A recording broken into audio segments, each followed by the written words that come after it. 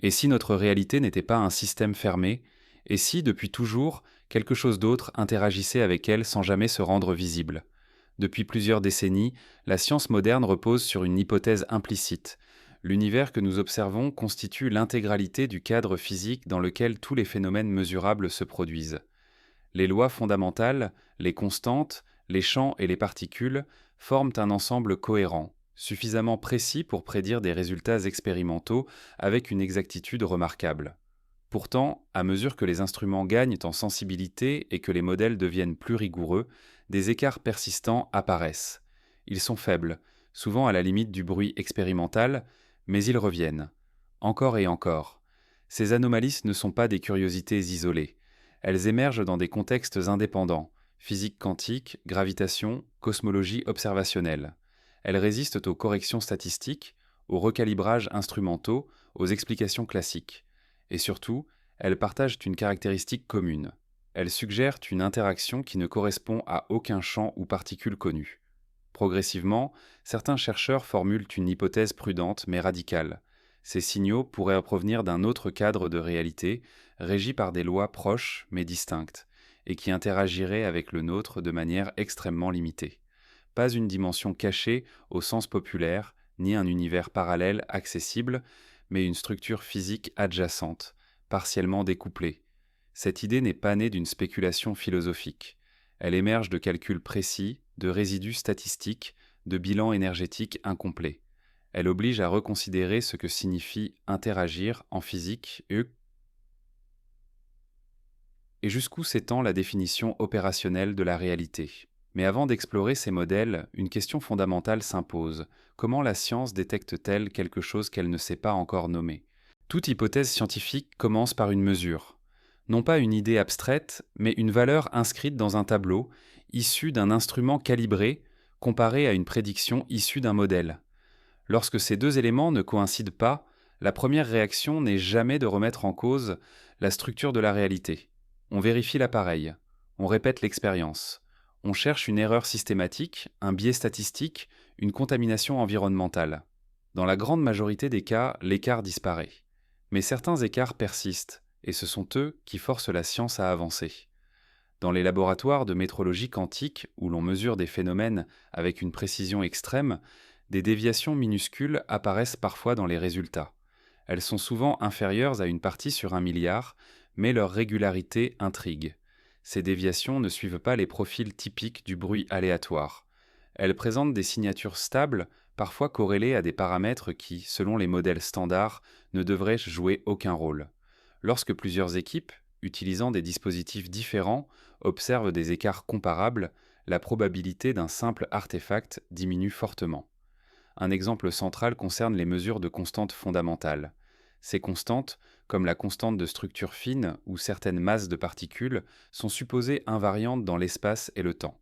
Elles définissent la cohérence même des lois physiques. Pourtant, certaines expériences de haute précision suggèrent de très légères variations, ou du moins des fluctuations apparentes qui ne peuvent être entièrement expliquées. Les marges sont étroites, les conclusions prudentes, mais le fait même que la question soit posée marque un changement profond. En parallèle, dans les expériences de physique des particules, des déséquilibres énergétiques sont parfois observés. Lorsqu'une collision est analysée, toute l'énergie initiale doit se retrouver dans les produits finaux détectés, conformément aux lois de conservation.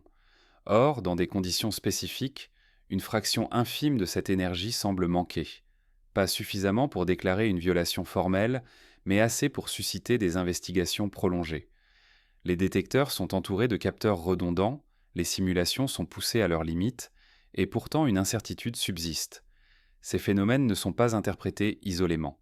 Ils sont mis en relation avec d'autres observations issues de domaines très différents. En astrophysique, par exemple, les mouvements de galaxies et les structures à grande échelle de l'univers révèlent des effets gravitationnels qui ne correspondent pas à la matière visible. La matière noire est introduite pour expliquer ces observations, mais sa nature reste inconnue. Elle n'interagit presque pas avec la matière ordinaire, sauf par la gravité. Cette absence d'interaction directe rappelle étrangement les hypothèses émergentes sur une réalité adjacente, capable d'influencer sans se manifester directement. Dans certains modèles récents, La matière noire n'est plus considérée uniquement comme une nouvelle particule, mais comme l'expression gravitationnelle d'un secteur physique séparé. Ce secteur pourrait obéir à des lois similaires aux nôtres, tout en restant largement découplé. Les équations permettent cette possibilité. Elles ne l'exigent pas, mais elles ne l'interdisent pas non plus. Et en physique théorique, ce simple fait mérite une attention sérieuse. La question devient alors méthodologique. Comment distinguer une nouvelle composante interne à notre univers d'une interaction provenant d'un cadre externe? Les outils classiques reposent sur des champs, des particules, des symétries. Mais si l'interaction est faible, indirecte et ne respecte pas nos classifications habituelles, elle peut se manifester uniquement sous forme de résidus. Des différences si petites qu'elles ne prennent sens que lorsqu'on les examine collectivement. C'est ici qu'intervient l'analyse statistique à grande échelle. En agrégeant des milliers d'expériences menées sur des années, des motifs apparaissent. Non pas des preuves définitives, mais des tensions cohérentes entre théorie et observation. Ces tensions ne pointent pas toutes dans la même direction, mais elles convergent vers une conclusion prudente. Nos modèles sont incomplets. Dans le domaine de la gravitation, cette incomplétude est particulièrement visible. La relativité générale décrit avec une précision remarquable le comportement des masses et de l'espace-temps. Mais à des échelles extrêmes, très petites ou très grandes, des anomalies subsistent. À l'échelle cosmologique, l'expansion accélérée de l'univers nécessite l'introduction de l'énergie noire, une composante dont la nature est entièrement spéculative. À l'échelle subatomique, la gravité refuse de se laisser intégrer dans le cadre quantique standard. Certains chercheurs explorent l'idée que ces difficultés pourraient avoir une origine commune. Si notre espace-temps n'est qu'une partie d'une structure plus vaste, alors certaines interactions pourraient s'échapper de notre description locale. La gravité, en particulier, pourrait se propager partiellement dans ce cadre élargi, ce qui expliquerait sa faiblesse apparente par rapport aux autres forces fondamentales. Cette hypothèse autrefois marginale est aujourd'hui explorée dans des modèles mathématiques rigoureux. Ces modèles décrivent l'espace comme une entité feuilletée, composée de couches proches mais distinctes. Chaque couche posséderait ses propres champs et particules, mais des interactions limitées pourraient exister entre elles. Ces interactions ne seraient pas symétriques ni constantes. Elles dépendraient de conditions spécifiques, comme l'énergie, la courbure de l'espace ou la configuration quantique locale. Dans ce cadre, ce que nous percevons comme des anomalies serait simplement l'ombre partielle d'une dynamique plus large. Pour tester ces idées, les scientifiques cherchent des signatures spécifiques. Par exemple, une interaction avec une autre couche de réalité pourrait induire une perte apparente de cohérence quantique dans certains systèmes. Des expériences sur des états quantiques intriqués ont montré des décorrélations inattendues dans des conditions bien contrôlées. Là encore, les effets sont faibles, mais leur structure statistique ne correspond pas aux mécanismes de décohérence connus. D'autres expériences se concentrent sur le bruit de fond. En physique, le bruit est souvent considéré comme un obstacle, quelque chose à éliminer. Mais lorsqu'un bruit persiste malgré tous les efforts, il devient une donnée. Dans certains détecteurs ultrasensibles, un fond de bruit résiduel apparaît, indépendant de la température, des vibrations ou des interférences électromagnétiques. Ce bruit possède un spectre particulier, stable dans le temps, suggérant une origine non triviale. L'interprétation la plus conservatrice reste instrumentale. Peut-être existe-t-il un facteur environnemental encore inconnu, mais à mesure que les instruments évoluent, que les matériaux changent et que les configurations sont modifiées, le bruit demeure. Il ne s'amplifie pas, ne disparaît pas et ne varie pas comme un artefact classique. Il se contente d'être là, en arrière-plan. Face à ces observations, la communauté scientifique reste divisée. Certains y voient des indices préliminaires d'une physique nouvelle. D'autres insistent sur la prudence, rappelant l'histoire de la science, jalonnée de signaux prometteurs qui se sont révélés illusoires. Cette tension est saine. Elle garantit que les hypothèses les plus audacieuses ne progressent qu'à travers un filtre méthodologique rigoureux. Ce qui distingue la situation actuelle, c'est la convergence des indices. Ils ne proviennent pas d'une seule expérience ni d'un seul domaine. Ils apparaissent dans des contextes indépendants, mesurés par des équipes qui ne partagent ni les mêmes outils ni les mêmes hypothèses initiales. Cette convergence ne prouve rien en soi, mais elle change la nature de la question posée. Au lieu de demander si une autre réalité existe, certains chercheurs demandent désormais comment une interaction minimale pourrait se manifester sans violer les lois connues. Ils cherchent des modèles où la cohérence interne de la physique est préservée tout en laissant place à une extension. Ces modèles ne promettent pas de révélations spectaculaires, ils prédisent des effets subtils, difficiles à détecter, souvent à la frontière du mesurable. Un point central de ces travaux concerne la notion de symétrie. Les lois physiques sont profondément liées à des symétries fondamentales, comme l'invariance par translation ou par rotation. Lorsque ces symétries se brisent, même légèrement, les conséquences sont mesurables. Certaines expériences suggèrent des bris de symétrie locaux, temporaires, qui ne s'inscrivent pas dans les schémas habituels. Là encore, l'interprétation reste ouverte, mais la possibilité d'une influence externe est explorée. À ce stade, aucune conclusion définitive ne peut être tirée. Ce que la science possède, ce sont des observations robustes, des modèles cohérents et une série de questions de plus en plus précises. La prudence impose de ne pas confondre absence d'explication et preuve d'une autre réalité. Mais l'histoire montre aussi que les grandes avancées commencent souvent par des anomalies ignorées trop longtemps. Alors que ces indices s'accumulent, une interrogation devient inévitable. Si une autre réalité interagit avec la nôtre, même de façon infime, dans quelles conditions cette interaction devient-elle détectable? Et jusqu'où nos instruments actuels sont-ils capables de la révéler? Pour aborder cette question, les scientifiques doivent d'abord clarifier ce que signifie détecter une interaction qui ne se manifeste pas par les canaux habituels. En physique, toute détection repose sur un échange mesurable d'énergie, d'impulsion ou d'information. Si une autre réalité interagit avec la nôtre de manière extrêmement limitée, alors ces échanges doivent être rares, faibles ou conditionnels. Cela impose une contrainte sévère sur les modèles théoriques, mais aussi sur la conception même des expériences. Une piste centrale concerne les frontières quantiques. À l'échelle subatomique, les particules ne se comportent pas comme des objets localisés, mais comme des excitations de champs probabilistes. Leur état n'est pas défini tant qu'une mesure n'est pas effectuée. Cette indétermination contrôlée permet des phénomènes comme la superposition et l'intrication qui n'ont aucun équivalent classique. Or, ces mêmes propriétés rendent les systèmes quantiques extrêmement sensibles à toute interaction externe, même infime. C'est précisément cette sensibilité qui en fait des candidats privilégiés pour détecter une influence provenant d'un cadre extérieur. Si une autre réalité exerce une interaction, même non énergétique, elle pourrait modifier la phase d'un état quantique, perturber une interférence ou altérer subtilement une corrélation. Ces effets ne se traduiraient pas nécessairement par une perte d'énergie mesurable, mais par une modification statistique des résultats. Des expériences d'interférométrie quantique ont été conçues dans cette optique. Elles consistent à faire interférer des états quantiques extrêmement bien contrôlés, puis à mesurer les franges d'interférence avec une précision maximale. Selon les modèles standards, ces franges doivent suivre des profils très précis. Toute déviation systématique, répétable et indépendante des sources connues de bruit devient alors un signal potentiel. Dans plusieurs laboratoires, des décalages de phase inattendus ont été observés dans des configurations spécifiques. Ils ne sont pas suffisamment grands pour contredire formellement la théorie, mais ils ne disparaissent pas lorsque les paramètres expérimentaux sont modifiés de manière classique. Ces décalages apparaissent uniquement dans certaines fenêtres d'énergie ou de durée, ce qui suggère une interaction conditionnelle plutôt qu'un effet constant. Cette dépendance aux conditions est un point clé. Si une autre réalité existe, elle ne serait pas nécessairement superposée uniformément à la nôtre.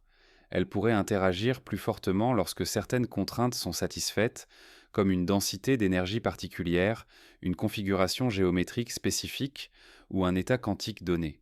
Cette idée est compatible avec des modèles où les cadres de réalité sont partiellement découplés, ne se croisant que dans des régions limitées de l'espace des états. La gravité joue ici un rôle particulier.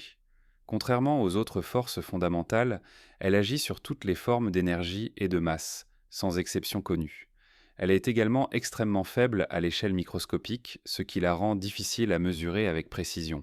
Cette combinaison de universalité et de faiblesse en fait un candidat naturel pour une interaction transcadre. Certains modèles proposent que la gravité que nous observons n'est qu'une projection partielle d'une interaction plus fondamentale qui se déploie dans un espace élargi. Dans ce cadre, la gravité pourrait se propager au-delà de notre réalité observable, perdant une partie de son intensité dans des dimensions ou des structures adjacentes. Cela expliquerait pourquoi elle est si faible comparée aux autres forces, sans nécessiter de paramètres arbitraires. Pour tester cette hypothèse, des expériences de Krebs-Spaliance de gravitation à courte distance ont été développées. Elles cherchent des écarts, et l'écart à la loi de l'inverse du carré à des échelles millimétriques ou submillimétriques. Ces écarts pour Stoesta pourraient indiquer une fuite gravitationnelle vers un autre cadre. Les résultats actuels n'ont pas confirmé de violation nette, mais ils ont permis de restreindre considérablement l'espace des modèles possibles. En cosmologie, la situation est différente mais complémentaire. À grande échelle, l'univers offre des conditions que l'on ne peut reproduire en laboratoire. Les observations du fond diffus cosmologique, des grandes structures et des supernovae lointaines fournissent des données sur des milliards d'années et des distances immenses. Dans ces données, des anomalies statistiques ont été identifiées, notamment des alignements ou des asymétries qui ne sont pas facilement expliquées par les modèles isotropes standards. Ces anomalies sont faibles et controversées, mais elles persistent dans des jeux de données indépendants. Certaines interprétations suggèrent une violation locale de l'homogénéité cosmique, d'autres invoquent des effets instrumentaux subtils. Une hypothèse plus spéculative envisage une influence externe sur la géométrie globale de l'espace-temps observable. Si notre réalité n'est qu'une région d'un ensemble plus vaste, alors ses propriétés statistiques pourraient apporter la trace de cet embedding. Un autre domaine d'investigation concerne le temps. Dans la physique classique, le temps est un paramètre universel, s'écoulant de manière uniforme. En relativité, il devient relatif au référentiel, mais il reste une dimension interne à l'espace-temps. Dans certains modèles avancés, le temps pourrait émerger d'une dynamique plus fondamentale et ne pas être identique dans tous les cadres de réalité. Des expériences de chronométrie ultra précises, utilisant des horloges atomiques, ont mis en évidence des décalages infimes lorsqu'elles sont soumises à des conditions extrêmes. Ces décalages sont en accord avec la relativité générale, mais ils ouvrent aussi la possibilité de tester des modèles où le temps local pourrait être affecté par une interaction externe. Là encore, l'objectif n'est pas de trouver une contradiction évidente, mais de sonder les limites de validité des théories existantes. La notion d'énergie manquante revient régulièrement dans ces discussions. Dans un système fermé, l'énergie totale doit être conservée. Mais si le système n'est pas réellement fermé, si des échanges peuvent se produire avec un environnement plus large, alors des bilans incomplets deviennent possibles. La difficulté réside dans la distinction entre une nouvelle composante interne et un échange externe. Les modèles qui postulent un autre cadre de réalité imposent des contraintes strictes sur ces échanges. Ils doivent être suffisamment faibles pour ne pas violer les observations établies, mais suffisamment structurés pour produire des effets mesurables. Cela conduit à des prédictions très spécifiques, souvent exprimées en termes de distribution statistique plutôt que de valeurs ponctuelles. Cette approche statistique est essentielle. Au lieu de chercher un événement spectaculaire, les chercheurs analysent des ensembles massifs de données à la recherche de motifs subtils. Ils utilisent des techniques avancées pour distinguer un signal structuré d'un bruit aléatoire. Lorsqu'un motif persiste à travers des contextes différents, il gagne en crédibilité même s'il reste faible. Les critiques de ces travaux soulignent à juste titre les dangers de la surinterprétation. L'histoire de la physique regorge d'exemples où des anomalies apparentes ont disparu avec une meilleure compréhension des instruments ou des conditions expérimentales. C'est pourquoi chaque résultat est soumis à une vérification indépendante, souvent sur plusieurs années. Cependant, un changement notable s'est produit dans la manière dont ces hypothèses sont perçues. Elles ne sont plus rejetées a priori comme non scientifiques. Elles sont évaluées sur la base de leur capacité à produire des prédictions testables et à s'intégrer de manière cohérente dans le cadre existant. Cette évolution reflète une maturité méthodologique où l'ouverture conceptuelle est équilibrée par une exigence de rigueur. À mesure que les instruments gagnent en sensibilité, les fenêtres d'observation s'élargissent. Des détecteurs capables de mesurer des variations de phase, des fluctuations de champ ou des corrélations temporelles avec une précision sans précédent sont en cours de développement. Ces dispositifs ne cherchent pas à confirmer une hypothèse particulière, mais à explorer un espace de phénomènes encore mal cartographié. Dans ce contexte, la question n'est plus seulement de savoir si une autre réalité interagit avec la nôtre, mais comment définir expérimentalement une telle interaction? Quelle signature serait suffisamment spécifique pour exclure une explication interne? Quelles conditions maximiseraient la probabilité d'observation? Et surtout, comment interpréter un signal sans projeter sur lui des attentes théoriques excessives? Ces interrogations conduisent naturellement à une réflexion plus profonde sur les cadres mathématiques utilisés pour décrire la réalité. Les équations qui gouvernent la physique moderne contiennent souvent plus de solutions que celles que l'on interprète physiquement. Certaines de ces solutions ont été ignorées pendant des décennies, faute de signification claire. Aujourd'hui, elles sont réexaminées à la lumière des anomalies observées. Ce réexamen ne garantit pas une découverte, mais il modifie la manière dont la science aborde ses propres limites. Lorsque des modèles cohérents suggèrent la possibilité d'une interaction externe et que des données indépendantes montrent des écarts compatibles avec ces modèles, la question cesse d'être purement spéculative. Elle devient un problème scientifique précis, même si sa résolution reste incertaine. Et à mesure que ces cadres mathématiques gagnent en sophistication, une idée s'impose progressivement. Si une autre réalité intersecte la nôtre, cette intersection pourrait être plus une question de structure que de localisation, soulevant une nouvelle interrogation sur la nature même de l'espace que nous croyons habiter. Pour comprendre cette idée de structure plutôt que de localisation, les physiciens se tournent vers les mathématiques qui décrivent l'espace lui-même. Dans la plupart des théories classiques, l'espace est un continuum lisse, défini point par point, dans lequel les événements se déroulent. Même lorsqu'on y ajoute le temps pour former l'espace-temps relativiste, la structure reste continue et locale. Deux régions interagissent parce qu'elles sont proches ou reliées par un champ qui se propage entre elles. Mais certaines formulations mathématiques plus récentes suggèrent que cette vision pourrait n'être qu'une approximation efficace. Dans ces formulations, l'espace n'est plus un simple contenant. Il devient un objet dynamique dont la structure interne peut admettre plusieurs niveaux ou couches. Ces couches ne sont pas séparées par une distance mesurable au sens classique. Elles coexistent dans la même description mathématique, mais leurs degrés de liberté sont partiellement indépendants. L'interaction entre elles n'est pas gouvernée par la proximité spatiale, mais par des conditions plus abstraites, comme des correspondances de symétrie ou des compatibilités de phase. Cette idée peut sembler abstraite, mais elle s'appuie sur des outils déjà utilisés en physique théorique. En mécanique quantique, par exemple, l'espace des états d'un système est un espace mathématique qui ne correspond pas directement à l'espace physique. Deux états peuvent être très éloignés spatialement tout en étant fortement corrélés. À l'inverse, des états proches dans l'espace physique peuvent être presque indépendants dans l'espace des états. Cette distinction est fondamentale et elle ouvre la porte à des interprétations plus larges. Dans certains modèles avancés, notre réalité observable correspondrait à un sous-espace particulier d'une structure plus vaste. Ce sous-espace serait stable, cohérent et largement autonome, ce qui expliquerait la robustesse des lois physiques que nous observons. Mais il ne serait pas complètement isolé. Des termes de couplage très faibles permettraient des échanges limités avec d'autres sous-espaces, sans que ces échanges ne deviennent dominants. Ces termes de couplage sont cruciaux. Ils déterminent non seulement l'intensité de l'interaction, mais aussi sa nature. Dans les modèles les plus étudiés, l'interaction ne se fait pas sous forme de force nouvelle, mais sous forme de modification des paramètres effectifs. Autrement dit, au lieu d'introduire une nouvelle particule ou un nouveau champ, l'influence externe se manifesterait par une légère variation des constantes ou des relations que nous considérons comme fondamentales. C'est précisément ce type d'effet que certaines expériences semblent suggérer. Les variations apparentes de constantes, les déphasages quantiques inattendus, les décorrélations partielles pourraient tous être interprétés comme des modifications effectives induites par un environnement plus large. Dans cette perspective, notre réalité ne serait pas violée dans ses lois internes, mais légèrement influencée dans leurs valeurs.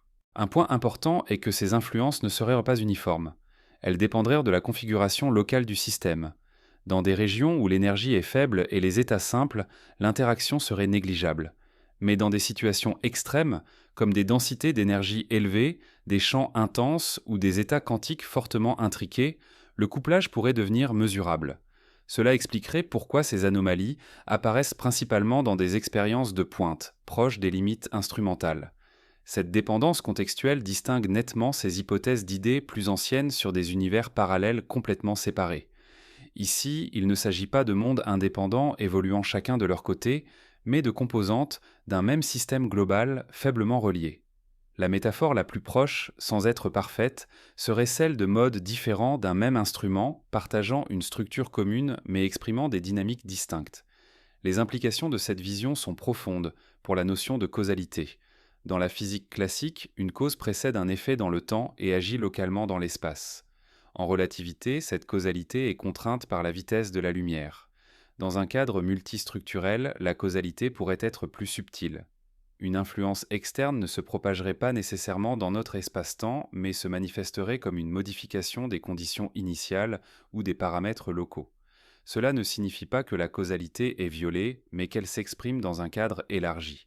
Les équations restent déterministes ou probabilistes selon les cas, mais les variables pertinentes ne sont plus toutes internes à notre description. Une partie de la dynamique serait projetée plutôt que générée localement. Cette idée est difficile à tester directement, mais elle offre un cadre conceptuel cohérent pour interpréter certains résultats. Dans ce contexte, la notion de bruit prend une signification nouvelle. Un bruit est généralement défini comme une fluctuation aléatoire, sans structure exploitable.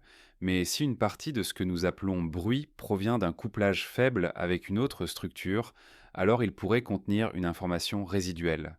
Cette information ne serait pas organisée de manière simple, mais elle pourrait présenter des corrélations subtiles, détectables avec des analyses adaptées.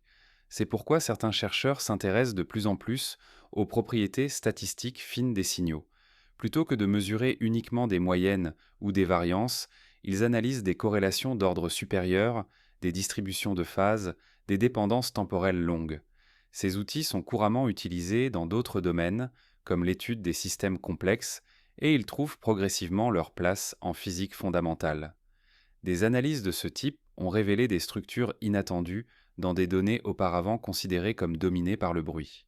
Ces structures ne sont pas toujours significatives au sens strict, mais leur répétition dans des contextes différents attire l'attention.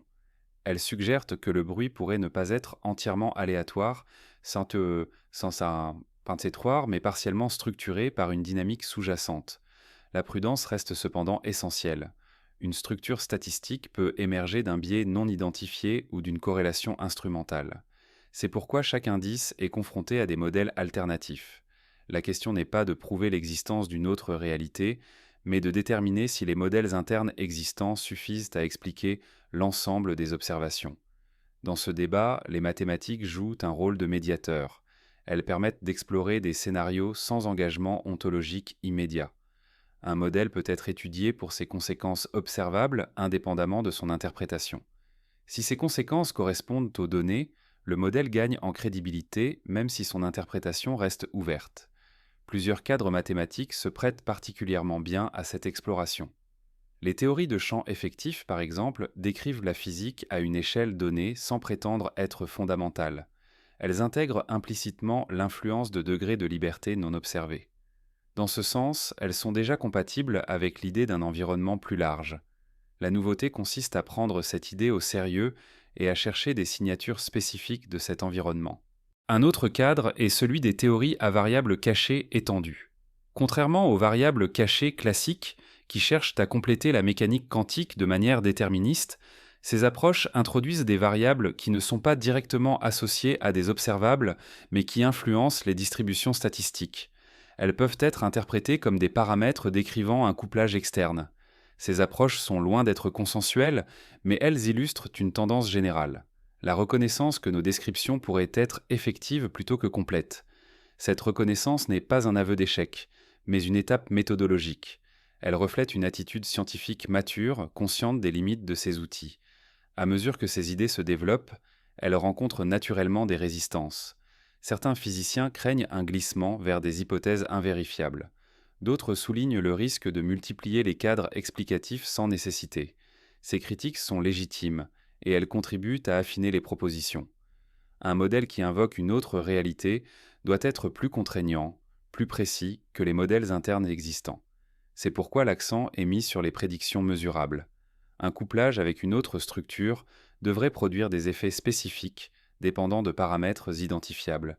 Il pourrait par exemple induire une anisotropie particulière, une dépendance non linéaire à l'énergie ou une signature temporelle caractéristique. Ces prédictions permettent de concevoir des expériences ciblées. Certaines de ces expériences sont déjà en cours de conception. Elles exploitent des technologies émergentes, comme les capteurs quantiques distribués, capables de mesurer des corrélations sur de grandes distances. Si une influence externe affecte simultanément des systèmes éloignés sans médiation locale connue, cela constituerait un indice fort d'une interaction non conventionnelle. D'autres projets visent à observer des transitions de phase quantique avec une précision accrue. Ces transitions sont sensibles à l'environnement global du système. Une perturbation externe, même faible, pourrait modifier leur comportement de manière détectable. Là encore, l'objectif n'est pas de forcer une interprétation, mais de cartographier les réponses possibles. À ce stade, il devient clair que la question d'une autre réalité intersectant la nôtre ne peut pas être tranchée par une seule expérience ou un seul argument. Elle se situe à l'intersection de plusieurs domaines, chacun apportant des indices partiels. La cohérence de l'ensemble devient alors un critère central. Si les mêmes modèles permettent d'expliquer des anomalies en métrologie, en gravitation et en cosmologie, leur intérêt augmente même s'il reste spéculatif. A l'inverse, si chaque anomalie nécessite une explication ad hoc, l'hypothèse globale perd de sa force. Cette exigence de cohérence guide les recherches actuelles. Alors que les données continuent de s'accumuler et que les modèles se raffinent, une nouvelle question émerge, plus précise que les précédentes. Si l'espace que nous habitons est effectivement une projection partielle d'une structure plus large, quelles propriétés fondamentales de cette structure pourraient être accessibles à l'observation et quelles resteraient à jamais hors de portée? Cette question impose une distinction essentielle entre ce qui est, en principe, observable et ce qui ne l'est pas. En physique, cette frontière n'est pas définie par la curiosité humaine, mais par la structure même des lois. Certaines grandeurs sont mesurables parce qu'elles interagissent avec nos instruments, d'autres ne le sont pas parce qu'elles n'ont aucun canal d'interaction accessible. Si une structure plus vaste existe, elle pourrait contenir des propriétés fondamentalement inobservables depuis notre cadre, non par manque de technologie, mais par absence de couplage. Les chercheurs s'efforcent donc d'identifier les paramètres qui pourraient franchir cette frontière. Ils se concentrent sur des propriétés qui, par leur nature, influencent indirectement les observables. La géométrie globale en est un exemple. Même si une structure élargie n'est pas directement détectable, sa géométrie pourrait contraindre la nôtre. Des courbures effectives, des anisotropies faibles ou des relations de symétrie modifiées pourraient trahir l'existence d'un cadre plus large. En cosmologie, cette approche prend une importance particulière. L'univers observable est limité par un horizon, au-delà duquel aucune information ne peut nous parvenir. Pourtant, les conditions initiales de l'univers laissent des traces observables dans le rayonnement fossile et la distribution des galaxies. Si notre réalité est enchâssée dans une structure plus vaste, les propriétés de cette structure pourraient avoir influencé ces conditions initiales, laissant des signatures statistiques subtiles. Des analyses approfondies du fond diffus cosmologique ont mis en évidence des corrélations à grande échelle qui ne s'inscrivent pas parfaitement dans les modèles isotropes simples. Ces corrélations sont faibles et sujettes à débat, mais elles posent une question méthodologique importante. Jusqu'où peut-on attribuer une structure globale à un univers supposé homogène? Certains modèles interprètent ces résultats comme des fluctuations statistiques rares. D'autres explorent l'idée d'une contrainte externe sur la géométrie initiale. Cette contrainte externe pourrait se manifester comme une orientation privilégiée ou une échelle caractéristique inattendue. Si notre espace-temps est une région particulière d'un ensemble plus vaste, il pourrait hériter de propriétés globales qui ne sont pas strictement aléatoires. Ces propriétés ne violeraient pas nécessairement les lois locales, mais elles introduiraient des corrélations à grande échelle qui ne peuvent être expliquées par des mécanismes internes seuls. Un autre aspect concerne la notion de champs fondamentaux. Dans la physique moderne, les champs remplissent tout l'espace et définissent les interactions. Si une structure plus large existe, elle pourrait posséder ses propres champs, partiellement découplés des nôtres. Ces champs ne seraient pas directement observables, mais ils pourraient modifier le comportement effectif de nos champs à travers des termes de couplage faibles. Dans ce cadre, certaines constantes que nous considérons comme fondamentales pourraient en réalité être des paramètres effectifs, déterminés par l'état de ces champs externes. Cela offrirait une nouvelle perspective sur un problème ancien. Pourquoi les constantes physiques ont-elles précisément les valeurs que nous mesurons? Plutôt que d'être arbitraires ou purement fondamentales, elles pourraient refléter un état d'équilibre dans une structure plus vaste. Cette idée est explorée dans des modèles où les constantes peuvent varier très lentement dans l'espace ou le temps. Ces variations seraient extrêmement faibles, bien en dessous des seuils de détection classiques, mais elles pourraient être mises en évidence par des comparaisons précises entre systèmes éloignés ou par des mesures cumulatives sur de longues périodes. Des recherches de ce type sont en cours, utilisant des horloges atomiques et des observations astrophysiques. Le temps, justement, représente une autre frontière conceptuelle. Si notre réalité est une projection partielle, le temps que nous mesurons pourrait être une variable émergente définie localement. Dans une structure plus large, il pourrait exister d'autres paramètres temporels ou des relations plus complexes entre évolution et causalité. Ces paramètres ne seraient pas directement accessibles, mais il pourrait influencer la stabilité ou l'évolution de notre cadre. Certaines théories explorent l'idée que le temps local pourrait être affecté par des interactions faibles avec un environnement plus vaste. Cela ne se traduirait pas par des paradoxes temporels, mais par des variations infimes dans les taux d'évolution de certains systèmes. Des expériences de chronométrie comparée réalisées dans des conditions extrêmes cherchent à détecter de telles variations. Jusqu'à présent, les résultats sont compatibles avec les théories établies, mais ils affinent les limites dans lesquelles des modèles plus larges pourraient s'inscrire. La question de l'observabilité se pose également en termes d'information. Si une autre réalité intersecte la nôtre, l'information pourrait être échangée de manière indirecte, sans transmission classique de signaux. Cela pourrait se manifester par des corrélations non locales ou par des contraintes sur les distributions statistiques. L'intrication quantique fournit déjà un exemple de corrélation qui ne repose pas sur une communication classique. Certains chercheurs se demandent si des corrélations encore plus larges pourraient exister, impliquant des degrés de liberté externe. Ces idées doivent être maniées avec prudence. Les corrélations non locales connues sont bien décrites par la mécanique quantique et ne permettent pas de transmettre de l'information utilisable. Toute extension de ce cadre doit respecter ces contraintes fondamentales. Néanmoins, l'étude de corrélation à grande échelle et de dépendance statistique inhabituelle reste un outil puissant pour sonder les limites de nos modèles. Un point central de ces recherches est la falsifiabilité. Une hypothèse scientifique doit pouvoir être mise à l'épreuve, même si la probabilité de confirmation est faible. Les modèles invoquant une structure plus vaste doivent donc produire des prédictions claires. Ces prédictions ne concernent pas l'existence directe d'une autre réalité, mais des effets précis sur des observables connus. Par exemple, une dépendance spécifique des anomalies à l'orientation de l'appareil, à la latitude géographique ou à des paramètres cosmologiques. Des expériences ont été conçues pour tester ce type de dépendance. Elles consistent à répéter des mesures identiques dans des conditions variées en contrôlant soigneusement les facteurs environnementaux. Si un signal persiste avec une signature cohérente, il devient plus difficile de l'attribuer à un artefact local. Ce type d'approche cumulative est lent, mais il est essentiel pour établir une base solide. La communauté scientifique reste divisée sur l'interprétation de ces résultats. Certains chercheurs estiment que les modèles internes, bien que complexes, suffisent encore à expliquer les observations. D'autres considèrent que l'accumulation d'indices justifie l'exploration sérieuse de cadres plus larges. Cette divergence n'est pas un signe de confusion, mais le reflet d'un champ en transition où les données poussent les théories vers leurs limites. Il est important de noter que l'idée d'une structure plus vaste n'implique pas nécessairement une multiplicité de réalités similaires à la nôtre.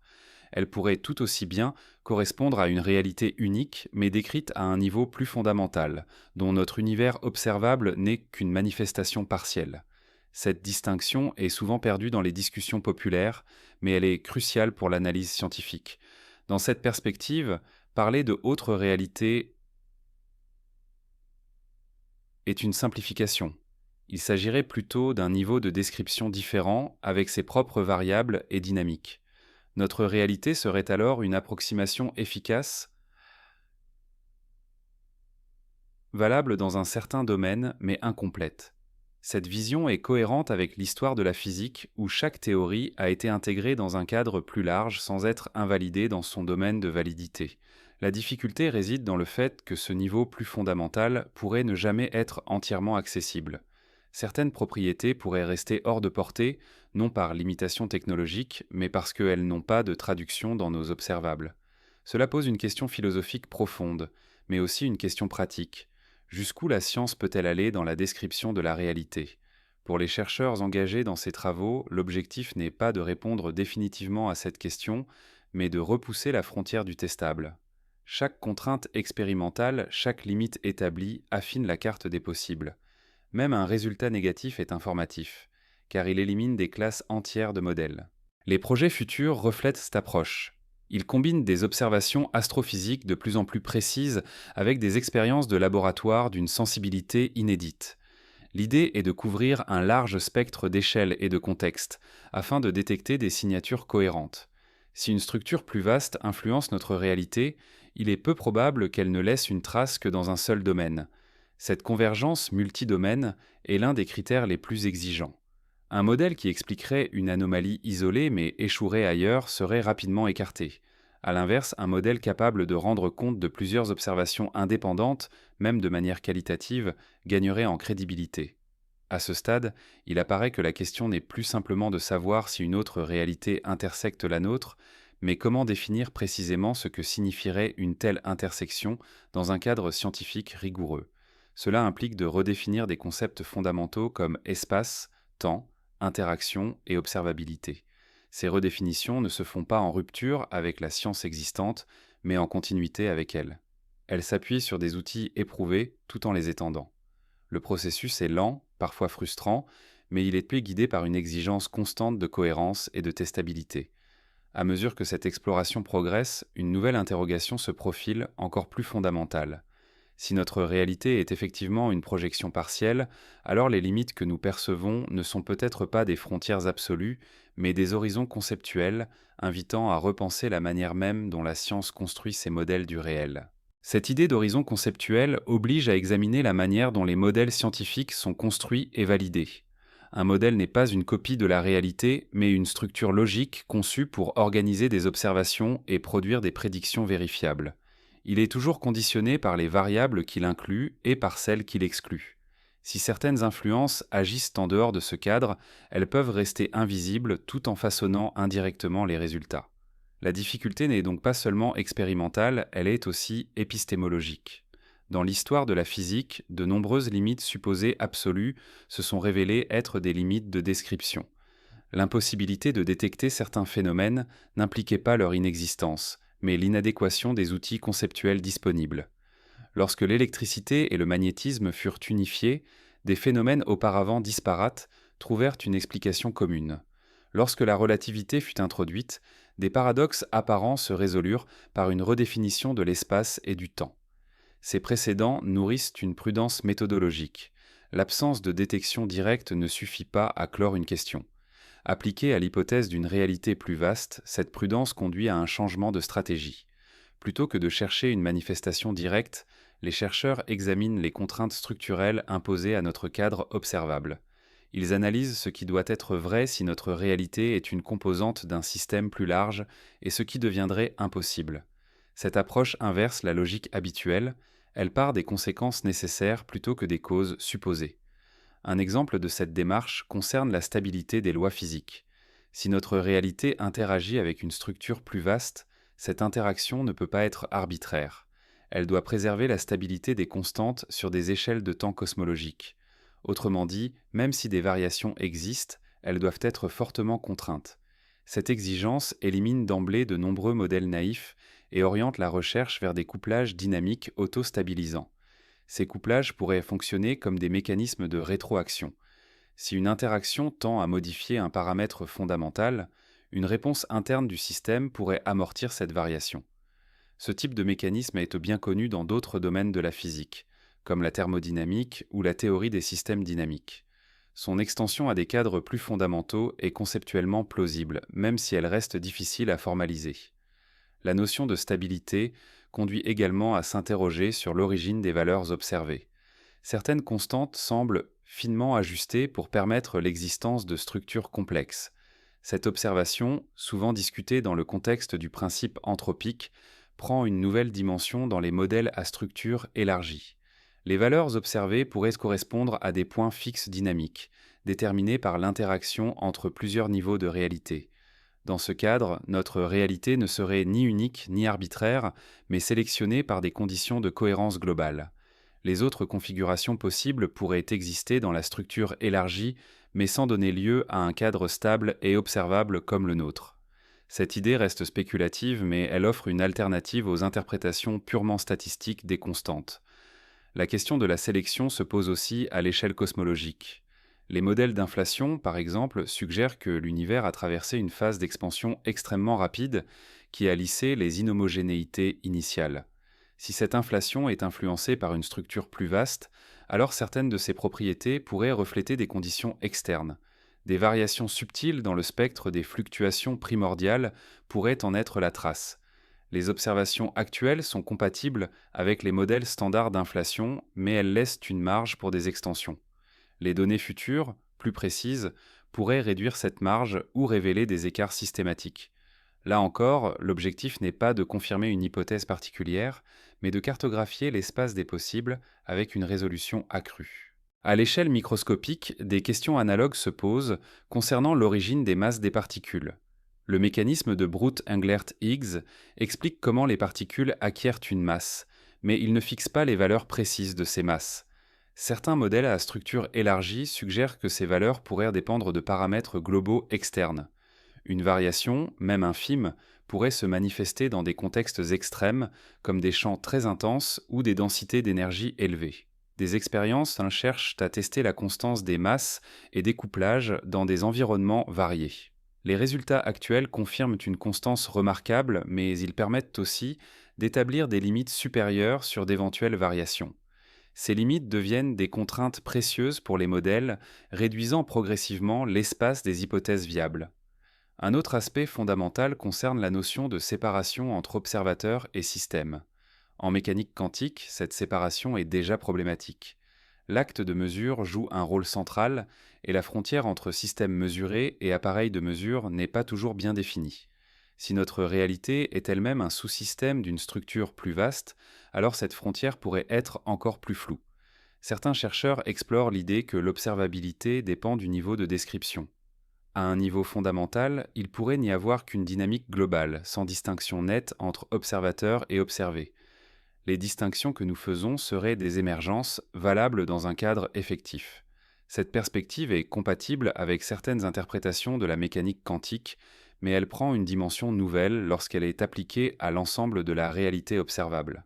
Cette approche soulève des questions délicates, mais elle reste ancrée dans une méthodologie scientifique. Elle cherche des conséquences observables, même indirectes.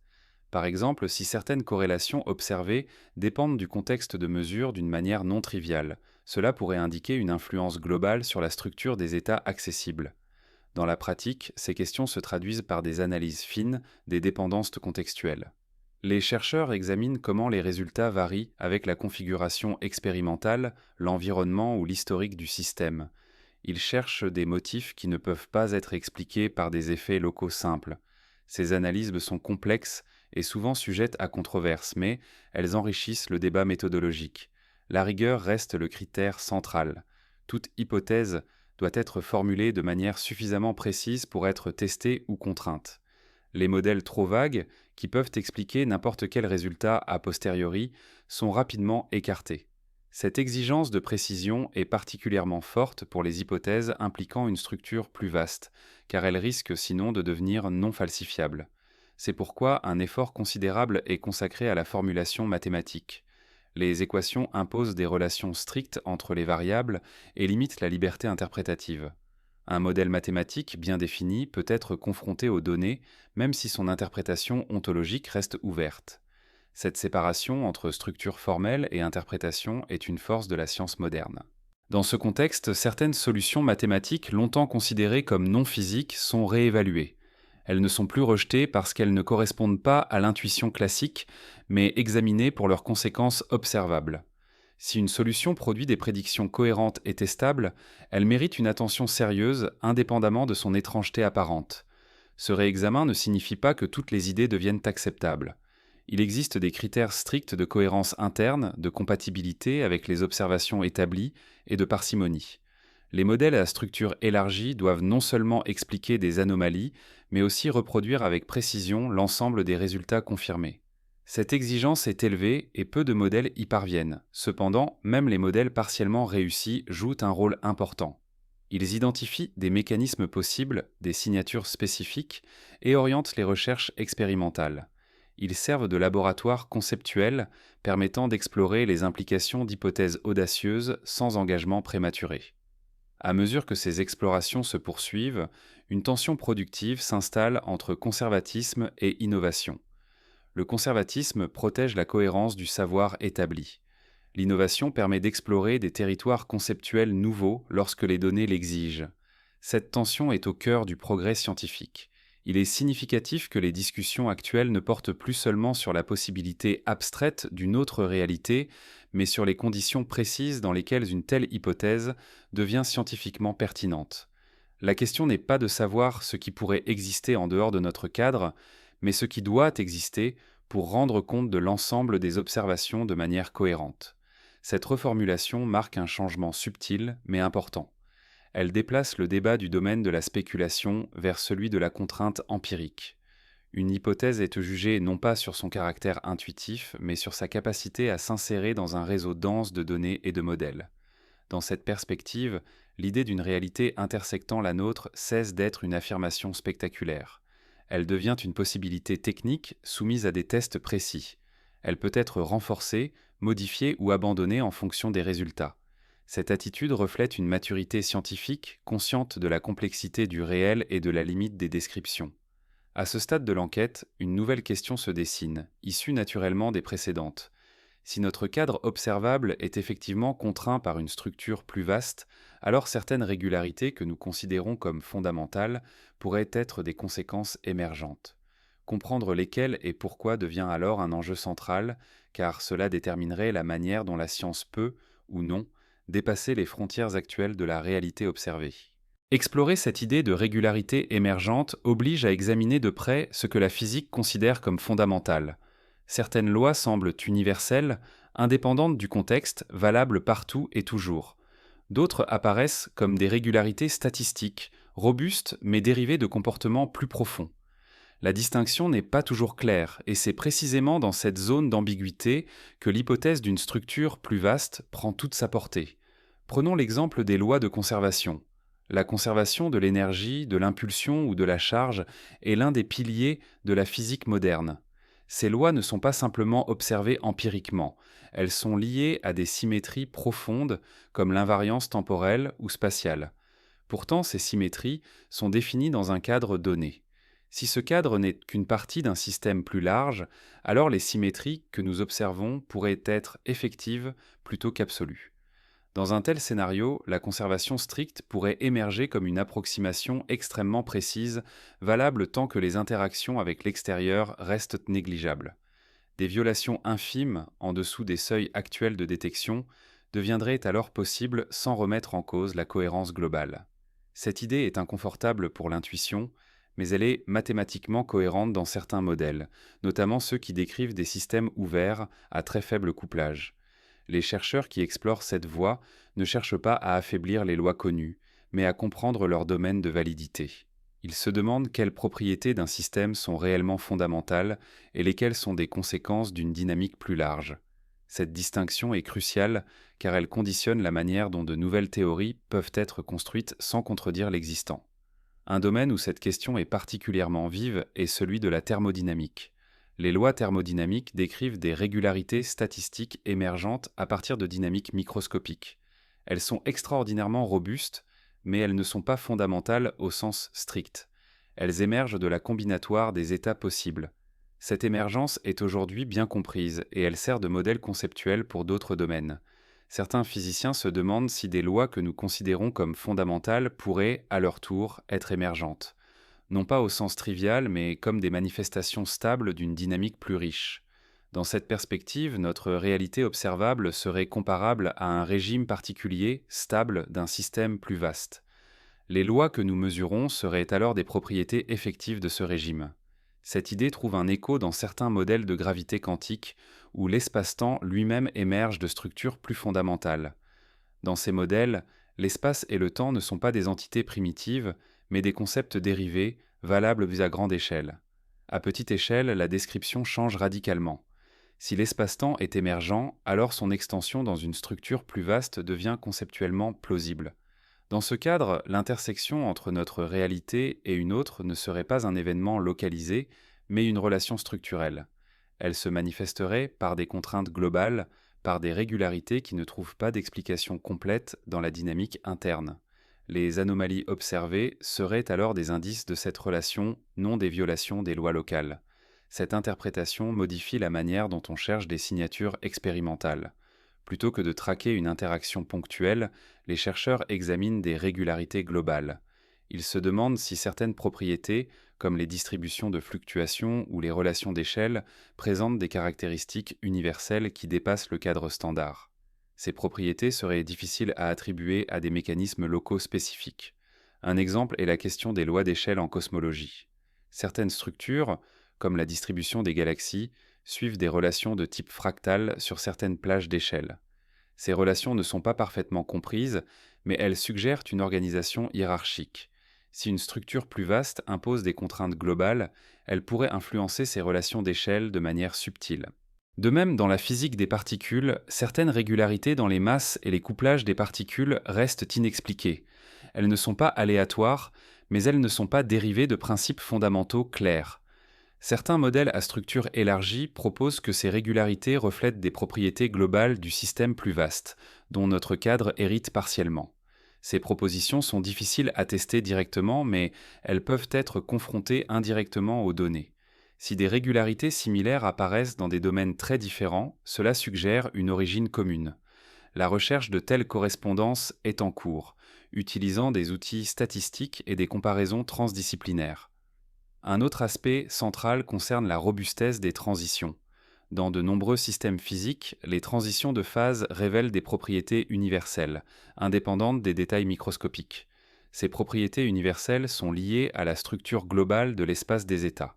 Si notre réalité est un régime particulier d'un système plus vaste, alors certaines transitions fondamentales pourraient présenter des signatures universelles analogues.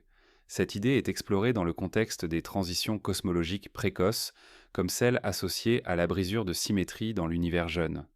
Les détails de ces transitions pourraient se dépendre de paramètres globaux externes. Des traces de ces paramètres pourraient subsister dans les distributions observables aujourd'hui, par exemple dans les spectres de fluctuation ou dans les propriétés des particules relictes. La difficulté est de distinguer ces effets de ceux produits par des mécanismes internes complexes. C'est pourquoi la recherche se concentre sur des signatures spécifiques, difficiles à reproduire par des modèles internes sans ajustement fin. Plus une signature est contrainte, plus elle est informative. Dans ce contexte, l'idée d'une intersection entre réalités n'est pas abordée comme un phénomène spectaculaire, mais comme une contrainte silencieuse. Elle agirait en arrière-plan, façonnant les conditions de possibilité plutôt que les événements individuels. Cette vision est cohérente avec le fait que les lois observées sont remarquablement stables, tout en laissant place à des anomalies subtiles. La notion de silence est importante ici. Une influence externe suffisamment faible pourrait rester indétectable pendant longtemps, non parce qu'elle est inexistante, mais parce qu'elle est intégrée dans les paramètres effectifs. Ce n'est que lorsque la précision atteint un certain seuil que des écarts deviennent visibles. L'histoire de la physique montre que de tels seuils existent et qu'ils peuvent transformer des hypothèses abstraites en questions expérimentales concrètes. C'est précisément ce qui se produit aujourd'hui avec l'amélioration continue des instruments. Des mesures qui étaient autrefois hors de portée deviennent possibles. Des comparaisons entre systèmes éloignés, des corrélations à grande échelle, des analyses de fluctuations fines offrent de nouvelles fenêtres d'observation. Ces fenêtres ne garantissent pas une découverte, mais elles rendent certaines hypothèses testables pour la première fois. Un aspect souvent souligné est la nécessité de rester agnostique quant à l'interprétation. Un même signal pourrait avoir plusieurs explications internes plausibles. L'hypothèse d'une structure plus vaste ne doit être retenue que si ces explications échouent de manière cohérente.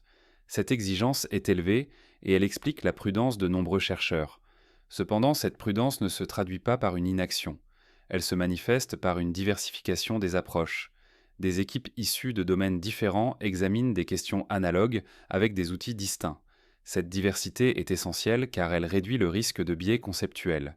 Si des indices convergent, malgré des méthodes indépendantes, leur signification augmente. Il est également important de noter que ces recherches ne sont pas motivées par le désir de bouleverser la science existante, mais par celui de la compléter. Les théories actuelles ont un pouvoir explicatif immense, et elles continuent de fonctionner avec une précision remarquable. L'objectif n'est pas de les remplacer, mais de comprendre leur place dans un cadre plus large, si un tel cadre existe. Dans cette perspective, l'idée d'une réalité intersectant la nôtre devient une hypothèse de travail, non une conclusion. Elle guide certaines recherches, inspire des modèles, suggère des expériences. Elle peut être abandonnée si les données ne la soutiennent pas. Cette flexibilité est une force, non une faiblesse. À mesure que les analyses se poursuivent, une question pratique devient centrale. Si certaines régularités sont émergentes et contraintes par une structure plus vaste, alors quelles sont les variables réellement indépendantes dans nos modèles ? Identifier ces variables est crucial pour progresser. Cela permettrait de distinguer ce qui peut varier librement de ce qui est fixé par des contraintes globales. Cette distinction a des implications profondes pour la prédictivité des théories. Un modèle avec trop de paramètres libres est peu informatif. Un modèle où de nombreuses valeurs sont contraintes par une structure globale est plus puissant. L'hypothèse d'une structure plus vaste pourrait ainsi renforcer la prédictivité à condition d'être formulée de manière suffisamment précise. Certains chercheurs explorent déjà cette voie en cherchant des relations entre des paramètres qui semblaient indépendants. Si de telles relations sont confirmées, elles constitueraient un indice fort d'une contrainte globale. Là encore, la prudence est de mise car des relations apparentes peuvent émerger de biais statistiques ou de choix de modèles. Ce travail d'identification des contraintes est lent et exigeant. Il repose sur des comparaisons fines, des analyses de sensibilité, des tests de robustesse. Mais il est au cœur de la démarche scientifique lorsqu'elle aborde des questions fondamentales. À ce stade, l'enquête atteint un point critique. Les données accumulées ne permettent pas de trancher définitivement, mais elles dessinent un paysage de possibilités de plus en plus structuré. Certaines hypothèses sont éliminées, d'autres sont affinées. La notion d'une réalité plus vaste n'est ni confirmée ni réfutée, mais elle est de mieux en mieux définie. Et c'est précisément cette définition progressive qui transforme la question. Elle n'est plus une interrogation vague sur l'existence d'autre chose, mais une exploration précise des conditions sous lesquelles nos lois, nos constantes et nos régularités pourraient être des manifestations locales d'une structure plus profonde. Comprendre ces conditions devient alors une étape nécessaire pour savoir jusqu'où la science peut étendre son regard sans perdre sa rigueur. À ce point de l'analyse, la question n'est plus seulement théorique, elle devient méthodologique. Si certaines régularités que nous observons sont effectivement contraintes par une structure plus profonde, alors la manière dont nous concevons les expériences doit évoluer. Il ne s'agit plus uniquement de mesurer des valeurs absolues, mais de comparer des comportements, des corrélations et des réponses dans des contextes soigneusement contrastés. La différence devient parfois plus informative que la mesure elle-même. Cette approche comparative est déjà familière dans d'autres domaines scientifiques. En biologie, par exemple, ce ne sont pas les organismes isolés qui révèlent les principes généraux, mais les variations contrôlées entre espèces, environnement et conditions. En physique fondamentale, une démarche analogue s'impose lorsque les effets recherchés sont faibles et distribués. Si une structure plus vaste influence notre réalité, elle pourrait le faire de manière cohérente mais non uniforme, laissant des signatures différentielles plutôt que des marqueurs absolus. C'est pourquoi de nombreux projets récents se concentrent sur des expériences jumelles ou synchronisées. Des dispositifs identiques sont placés dans des environnements différents, parfois séparés par de grandes distances, et leurs résultats sont comparés en temps réel. Si des corrélations apparaissent, sans médiation locale connue, elles deviennent immédiatement intéressantes, non pas comme preuve directe d'une autre réalité, mais comme indication d'une influence globale non prise en compte. Les réseaux d'horloges atomiques constituent un exemple emblématique de cette stratégie. Ces horloges atteignent une précision telle que des variations infinitésimales de fréquence deviennent mesurables. En les comparant sur de longues périodes et dans des conditions variées, les chercheurs peuvent tester la constance du temps lui-même à un niveau sans précédent. Toute corrélation inattendue entre des horloges éloignées, une fois les effets connus éliminés, fournirait une contrainte puissante sur les modèles existants. Des expériences analogues sont menées avec des capteurs de champs ultrasensibles capables de détecter des fluctuations minuscules dans des champs électromagnétiques, gravitationnels ou inertiels. Individuellement, ces fluctuations sont souvent attribuées au bruit. Mais lorsqu'elles sont analysées collectivement, des motifs peuvent émerger. La difficulté est de distinguer un motif réel d'une coïncidence statistique. Cela exige des volumes de données importants et des méthodes d'analyse rigoureuses. Dans ce contexte, la notion de reproductibilité prend une signification élargie. Il ne s'agit pas seulement de reproduire une mesure dans le même laboratoire, mais de reproduire une structure de résultats dans des contextes indépendants. Une anomalie isolée reste suspecte. Une anomalie qui se manifeste de manière cohérente dans des configurations différentes devient un objet d'étude légitime, même si son interprétation reste ouverte. Cette exigence de cohérence est particulièrement cruciale pour les hypothèses impliquant une structure plus vaste. Une telle structure, si elle existe, ne devrait pas produire des effets arbitraires. Elle devrait imposer des contraintes globales, se manifestant de manière régulière. Cela signifie que les signatures recherchées doivent être compatibles entre elles, même si elles sont faibles. Une incohérence serait un signe fort contre l'hypothèse. Les modèles théoriques jouent ici un rôle de guide. Ils ne dictent pas ce que les données doivent montrer, mais ils identifient les types de signatures plausibles. Par exemple, un couplage externe pourrait induire une anisotropie spécifique dépendant de l'orientation par rapport à une structure globale.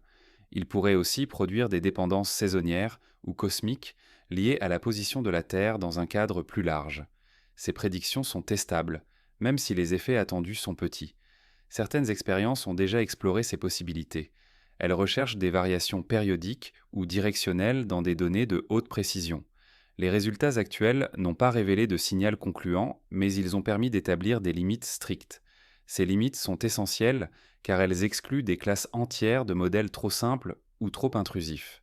Ce processus d'élimination est une avancée en soi. Il est important de souligner que l'absence de signal fort n'est pas une surprise. Si une structure plus vaste existe et interagit faiblement avec notre réalité, il serait attendu que ces effets soient proches des seuils de détection. Une découverte spectaculaire serait presque suspecte. La recherche progresse donc par accumulation lente de contraintes, affinant progressivement le paysage théorique. Cette lenteur peut être frustrante, mais elle est inhérente à la nature de la question. Explorer les limites de la réalité observable exige une précision extrême et une patience méthodologique. Les instruments doivent être stabilisés sur des années, parfois des décennies. Les analyses doivent être révisées, les biais identifiés et corrigés. Chaque résultat est soumis à un examen critique intense. Dans ce processus, les collaborations internationales jouent un rôle clé. Elles permettent de multiplier les approches, de croiser les données et de réduire les biais locaux. Elles favorisent également une diversité conceptuelle essentielle pour éviter l'enfermement dans un cadre interprétatif unique. Lorsqu'une hypothèse est examinée par des chercheurs aux formations et aux intuitions différentes, ses forces et ses faiblesses apparaissent plus clairement. Un autre aspect souvent sous-estimé concerne les simulations numériques. Elles permettent d'explorer des scénarios théoriques complexes et de prédire leur signature observable. Dans le cas d'une structure plus vaste, les simulations peuvent modéliser des couplages faibles, des dynamiques multiniveaux et des effets émergents. Elles ne remplacent pas les expériences, mais elles orientent la recherche en identifiant des signatures plausibles. Ces simulations révèlent souvent que les effets attendus ne se manifestent pas là où l'intuition les placerait. Au lieu d'apparaître comme des anomalies évidentes, ils se traduisent par des modifications subtiles de distribution, des corrélations de longue portée ou des dépendances non linéaires. Cela renforce l'idée que la détection, si elle est possible, exigera une analyse fine plutôt qu'une observation directe. Dans ce cadre, l'apprentissage automatique et les méthodes statistiques avancées deviennent des outils précieux. Elles permettent de détecter des motifs complexes dans des ensembles de données massifs. Cependant, leur utilisation doit être soigneusement encadrée. Un algorithme peut détecter des corrélations sans signification physique. Il est donc essentiel de combiner ces outils avec une compréhension théorique solide afin d'éviter des interprétations erronées. La question de l'interprétation reste centrale. Même si une anomalie robuste est détectée, elle ne pointe pas automatiquement vers une structure plus vaste. Des explications internes, plus conventionnelles, doivent être explorées et épuisées. Cette hiérarchie explicative est un principe fondamental de la méthode scientifique. L'hypothèse la plus radicale n'est envisagée qu'en dernier recours, lorsque les alternatives échouent de manière cohérente. Cette prudence est parfois perçue comme un frein. En réalité, elle est ce qui distingue la science de la spéculation libre. Elle garantit que les conclusions, lorsqu'elles sont tirées, reposent sur un socle solide. Dans le cas présent, elle signifie que l'idée d'une réalité intersectant la nôtre reste une hypothèse de travail rigoureusement encadrée, non une affirmation. Il est néanmoins significatif que cette hypothèse soit désormais formulée en termes opérationnels. Elle n'est plus une question vague sur ce qui pourrait exister au-delà, mais une proposition précise sur la manière dont une structure plus vaste pourrait contraindre notre cadre observable. Cette précision est le fruit d'années de travail théorique et expérimental. À mesure que cette précision augmente, les débats deviennent plus techniques et moins idéologiques.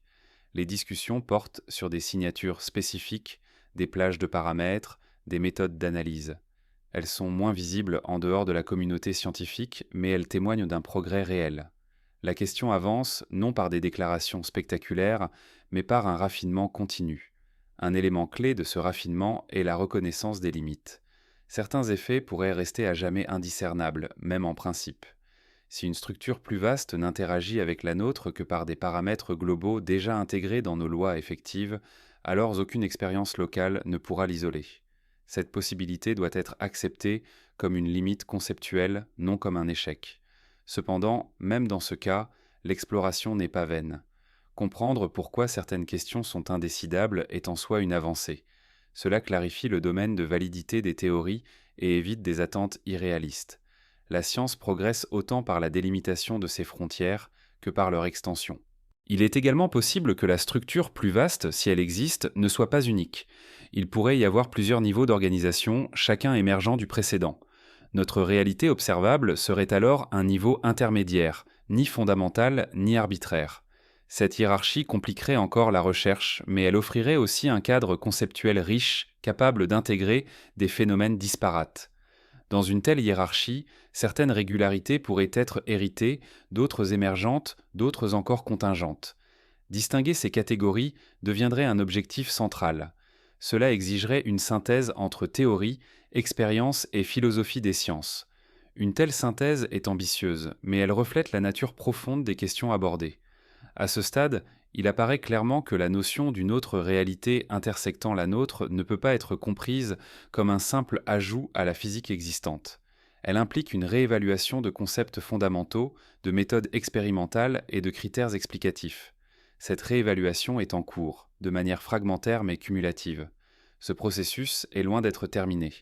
De nouvelles données, de nouveaux instruments et de nouvelles idées continueront d'affiner le paysage. Certaines pistes seront abandonnées, d'autres approfondies. La question pourrait se résoudre de manière inattendue ou rester ouverte indéfiniment. Dans les deux cas, le chemin parcouru aura enrichi notre compréhension de la réalité observable. Et alors que les recherches se poursuivent, une interrogation encore plus subtile commence à émerger. Si notre réalité est contrainte par une structure plus vaste, alors la manière dont nous formulons les lois pourrait dépendre du point de vue que nous adoptons à l'intérieur de cette structure. Comprendre ce rôle du point de vue et ses implications pour l'objectivité scientifique devient alors la prochaine étape naturelle de cette exploration. Aborder la question du point de vue conduit inévitablement à examiner la manière dont les lois physiques sont formulées et interprétées. Une loi n'est pas une entité indépendante. C'est une relation exprimée à partir d'un cadre d'observation particulier. Ce cadre est souvent implicite, tant il semble naturel et universel. Pourtant, si notre réalité n'est qu'un sous-ensemble d'une structure plus vaste, alors ce qui nous apparaît comme universel pourrait être partiellement conditionné par notre position dans cet ensemble. Cette idée n'est pas étrangère à la physique moderne. La relativité a déjà montré que des quantités fondamentales comme le temps et l'espace dépendent de l'état de mouvement de l'observateur. Ce n'est pas une remise en cause de l'objectivité, mais une redéfinition plus subtile de ce qu'elle signifie. L'objectivité réside dans les relations invariantes, non dans les valeurs mesurées isolément. Cette leçon devient particulièrement pertinente lorsqu'on envisage des structures dépassant notre cadre observable. Dans ce contexte élargi, certaines quantités que nous considérons comme fondamentales pourraient être analogues à des coordonnées locales. Elles décrivent notre région de la structure globale, mais ne s'étendent pas nécessairement de manière uniforme à l'ensemble. Les constantes physiques, par exemple, pourraient refléter des conditions locales stables plutôt que des nécessités absolues. Cette possibilité est explorée dans divers cadres théoriques avec des degrés variables de spéculation. La difficulté est de formuler ces idées sans tomber dans l'arbitraire. Pour rester scientifique, il faut identifier des invariants qui transcendent le point de vue local. Ces invariants seraient les véritables marqueurs de la structure plus vaste. Les lois que nous observons devraient alors être dérivables comme des cas particuliers de relations plus générales, valables à un niveau supérieur de description. Certains modèles mathématiques tentent précisément cela. Ils décrivent des espaces de lois plutôt que des lois uniques. Dans ces espaces, différentes régions correspondent à différents ensembles de constantes et de dynamiques effectives. Notre réalité serait située dans une région particulière, caractérisée par des paramètres spécifiques. Cette approche est techniquement complexe, mais elle offre un cadre conceptuel cohérent pour penser la diversité sans renoncer à la rigueur. Un aspect central de cette approche est la notion de stabilité. Toutes les régions de l'espace des lois ne sont pas également stables. Certaines configurations pourraient être éphémères ou chaotiques, incapables de soutenir des structures complexes. D'autres, au contraire, seraient attractives, conduisant naturellement à des régimes stables. Si notre réalité appartient à cette seconde catégorie, alors ces lois seraient en partie sélectionnées par des critères de stabilité, non par un hasard pur. Cette idée de sélection par la stabilité est parfois comparée à des processus connus dans d'autres domaines. En chimie, certaines structures des moléculaires sont favorisées parce qu'elles minimisent l'énergie. En biologie, certaines formes persistent parce qu'elles sont robustes face aux perturbations. De manière analogue, certaines lois effectives pourraient émerger parce qu'elles correspondent à des régimes stables dans une structure plus vaste. Si tel est le cas, alors l'intersection entre réalités ne serait pas nécessairement symétrique. Certaines régions pourraient influencer d'autres sans être influencées en retour, simplement parce qu'elles occupent des positions différentes dans la structure globale. Cette asymétrie compliquerait l'interprétation des données, car elle signifierait que les effets observables ne reflètent qu'une partie de la relation. Cette possibilité soulève des questions sur la causalité. Dans un cadre local, la causalité est généralement définie par la propagation de signaux dans l'espace-temps. Mais si l'espace-temps lui-même est émergent, alors la causalité pourrait être un concept dérivé. À un niveau plus fondamental, les relations pourraient être définies par des contraintes globales plutôt que par des chaînes d'événements locaux. Cela ne signifie pas que la causalité disparaît, mais qu'elle est recontextualisée. Elle devient une propriété effective, valable dans un régime donné. Cette recontextualisation est déjà présente dans certaines approches de la gravité quantique, où la notion de temps fondamental est absente. Les relations causales émergent alors avec l'espace-temps, non l'inverse. Dans un tel cadre, parler d'une intersection entre réalités devient délicat. Il ne s'agirait pas d'un événement dans le temps, mais d'une relation structurelle. Deux régimes pourraient partager certaines contraintes sans interagir directement par des échanges d'énergie ou d'informations au sens classique. Les effets observables seraient alors indirects, se manifestant par des limitations ou des corrélations globales. Cette perspective modifie profondément l'intuition. Elle suggère que ce que nous percevons comme des frontières absolues pourraient être des frontières descriptives, liées à notre cadre d'observation. Dépasser ces frontières ne signifie pas nécessairement accéder à de nouveaux phénomènes, mais reformuler ceux que nous connaissons dans un cadre plus général. Un exemple concret de cette reformulation concerne la notion de bruit. Dans de nombreuses expériences de haute précision, une partie du signal est attribuée à un bruit irréductible. Ce bruit est souvent modélisé statistiquement sans prétendre en expliquer l'origine ultime. Certains chercheurs se demandent si une partie de ce bruit pourrait refléter des interactions avec des degrés de liberté non décrits par nos modèles actuels. Il ne s'agit pas d'affirmer que tout bruit cache une nouvelle physique, mais de reconnaître que la frontière entre signal et bruit est conceptuelle. Elle dépend des variables que nous choisissons de décrire explicitement. Si une structure plus vaste impose des fluctuations globales, celles-ci pourraient apparaître comme du bruit tant qu'elles ne sont pas intégrées dans le modèle. Explorer cette possibilité exige une analyse fine des statistiques du bruit. Des écarts par rapport aux distributions attendues, des corrélations à longue portée ou des dépendances non locales pourraient fournir des indices. Là encore, la prudence est essentielle car les sources de bruit internes sont nombreuses et souvent mal maîtrisées. Ce travail sur le bruit rejoint des recherches sur les limites ultimes de la mesure. La mécanique quantique impose des bornes fondamentales à la précision, mais ces bornes sont dérivées dans un cadre donné. Si ce cadre est élargi, la signification de ces limites pourrait évoluer. Cela ne les rendrait pas invalides, mais contextuelles. La question devient alors la suivante. Existe-t-il des signatures qui ne peuvent pas être absorbées dans un changement de cadre ou de paramètres, mais qui exigent une extension conceptuelle réelle? Identifier de telles signatures est l'un des défis majeurs de la recherche actuelle. Certains chercheurs pensent que ces signatures pourraient apparaître dans des situations extrêmes, comme les environnements de gravité intense ou les états quantiques fortement intriqués. Dans ces régimes, les descriptions effectives sont poussées à leurs limites. Toute contrainte externe pourrait devenir plus visible, non parce qu'elle est plus forte, mais parce que le système est plus sensible. Les observations astrophysiques jouent ici un rôle important. Les phénomènes extrêmes, tels que les collisions de trous noirs ou les premières phases de l'univers, offrent des laboratoires de naturel où les lois sont testées dans des conditions inaccessibles sur Terre. Les données issues de ces observations sont analysées avec une attention particulière aux écarts subtils. Cependant, même dans ces contextes, l'interprétation reste complexe. Les modèles internes sont eux-mêmes incomplets et les incertitudes sont importantes.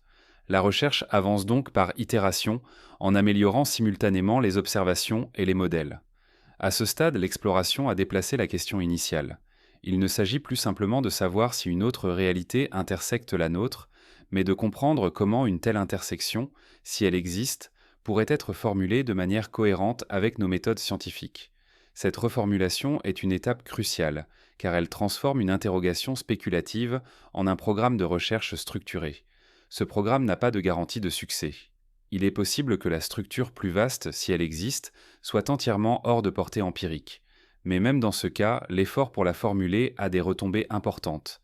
Il clarifie les concepts, affine les méthodes et révèle les hypothèses implicites de nos théories. Et alors que cette clarification progresse, une autre question commence à se poser avec insistance. Si notre point de vue conditionne la forme des lois, alors jusqu'où pouvons-nous généraliser ces lois sans sortir du domaine de la science testable? Définir cette limite et comprendre ce qu'elle nous dit sur la nature même de la réalité devient la prochaine étape de cette enquête continue. Cette interrogation sur la portée des lois observables conduit directement à une réflexion sur les limites de la connaissance scientifique. La science n'a jamais prétendu accéder à une vérité absolue, mais à des descriptions cohérentes et testables du réel. Si notre cadre est un sous-ensemble d'une structure plus vaste, alors ce que nous appelons loi universelle pourrait n'être qu'une projection locale, valide uniquement dans notre région spécifique. Comprendre cette limitation n'est pas un recul, mais une réorientation vers une vision plus nuancée et robuste. Dans ce contexte, la méthodologie scientifique doit intégrer explicitement la question du cadre d'observation. Les expériences doivent être conçues non seulement pour tester des hypothèses internes, mais aussi pour identifier les limites de validité des descriptions existantes. Cela implique de comparer des résultats dans des conditions variées, de chercher des corrélations inattendues et de mettre en lumière des anomalies systématiques qui résistent à l'explication conventionnelle. C'est par ce type de démarche que l'hypothèse d'une structure plus vaste peut être examinée rigoureusement. Un exemple pertinent se trouve dans l'étude des constantes fondamentales. Des efforts considérables sont déployés pour mesurer la constance du couplage électromagnétique ou la masse du proton dans différents contextes, sur des échelles de temps et d'espace variées. Chaque mesure précise qui ne révèle aucune variation renforce la cohérence du cadre observable, mais laisse ouverte la possibilité d'effets très faibles ou contextuels qui ne seraient perceptibles que dans des conditions extrêmes ou à des échelles globales. La recherche dans ce domaine repose aussi sur une réflexion théorique approfondie. Les modèles doivent identifier des signatures distinctives qui ne peuvent être reproduites par des ajustements internes aux paramètres connus. Ces signatures deviennent le critère permettant de différencier un effet local d'une influence provenant d'une structure externe. L'objectif est de passer de la spéculation à des hypothèses falsifiables, testables par l'expérience ou l'observation. La question des signatures indirectes introduit une complexité supplémentaire.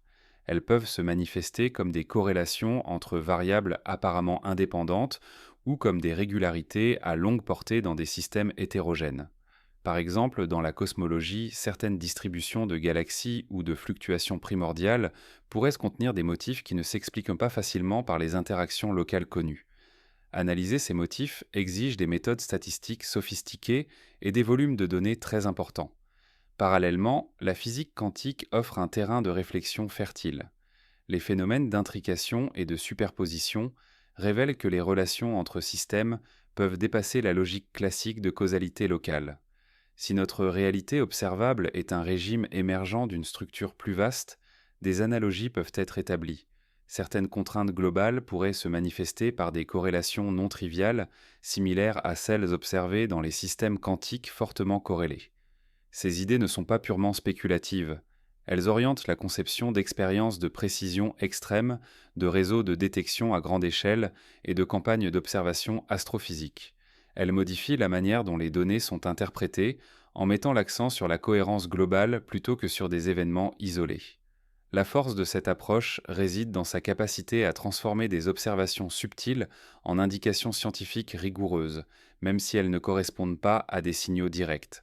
En parallèle, la réflexion sur la hiérarchie des niveaux d'organisation devient centrale. Notre réalité observable pourrait être un niveau intermédiaire, stable mais dépendant d'un cadre plus vaste. Les lois que nous mesurons seraient alors des approximations effectives, valides à notre échelle et dans notre contexte. Cette perspective permet de concevoir des modèles qui intègrent à la fois la robustesse des lois observées et la possibilité de contraintes externes invisibles. L'analyse de la robustesse renforce également la distinction entre ce qui est réellement fondamental et ce qui est émergent.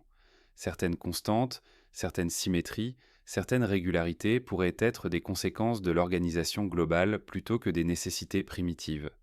Comprendre cette distinction est crucial pour avancer dans l'exploration de la structure plus vaste sans compromettre la rigueur scientifique. Enfin, cette approche élargit la conception même de l'expérience scientifique. Il ne s'agit plus seulement de mesurer des quantités, mais d'explorer des relations, des dépendances et des structures. La recherche devient une cartographie progressive des contraintes et des régularités, une investigation des limites de validité des descriptions et une quête pour identifier les signatures d'influence plus vastes, même lorsqu'elles restent subtiles ou indirectes. Ainsi, la question initiale sur l'existence d'une autre réalité intersectant la nôtre se transforme progressivement en un programme scientifique concret.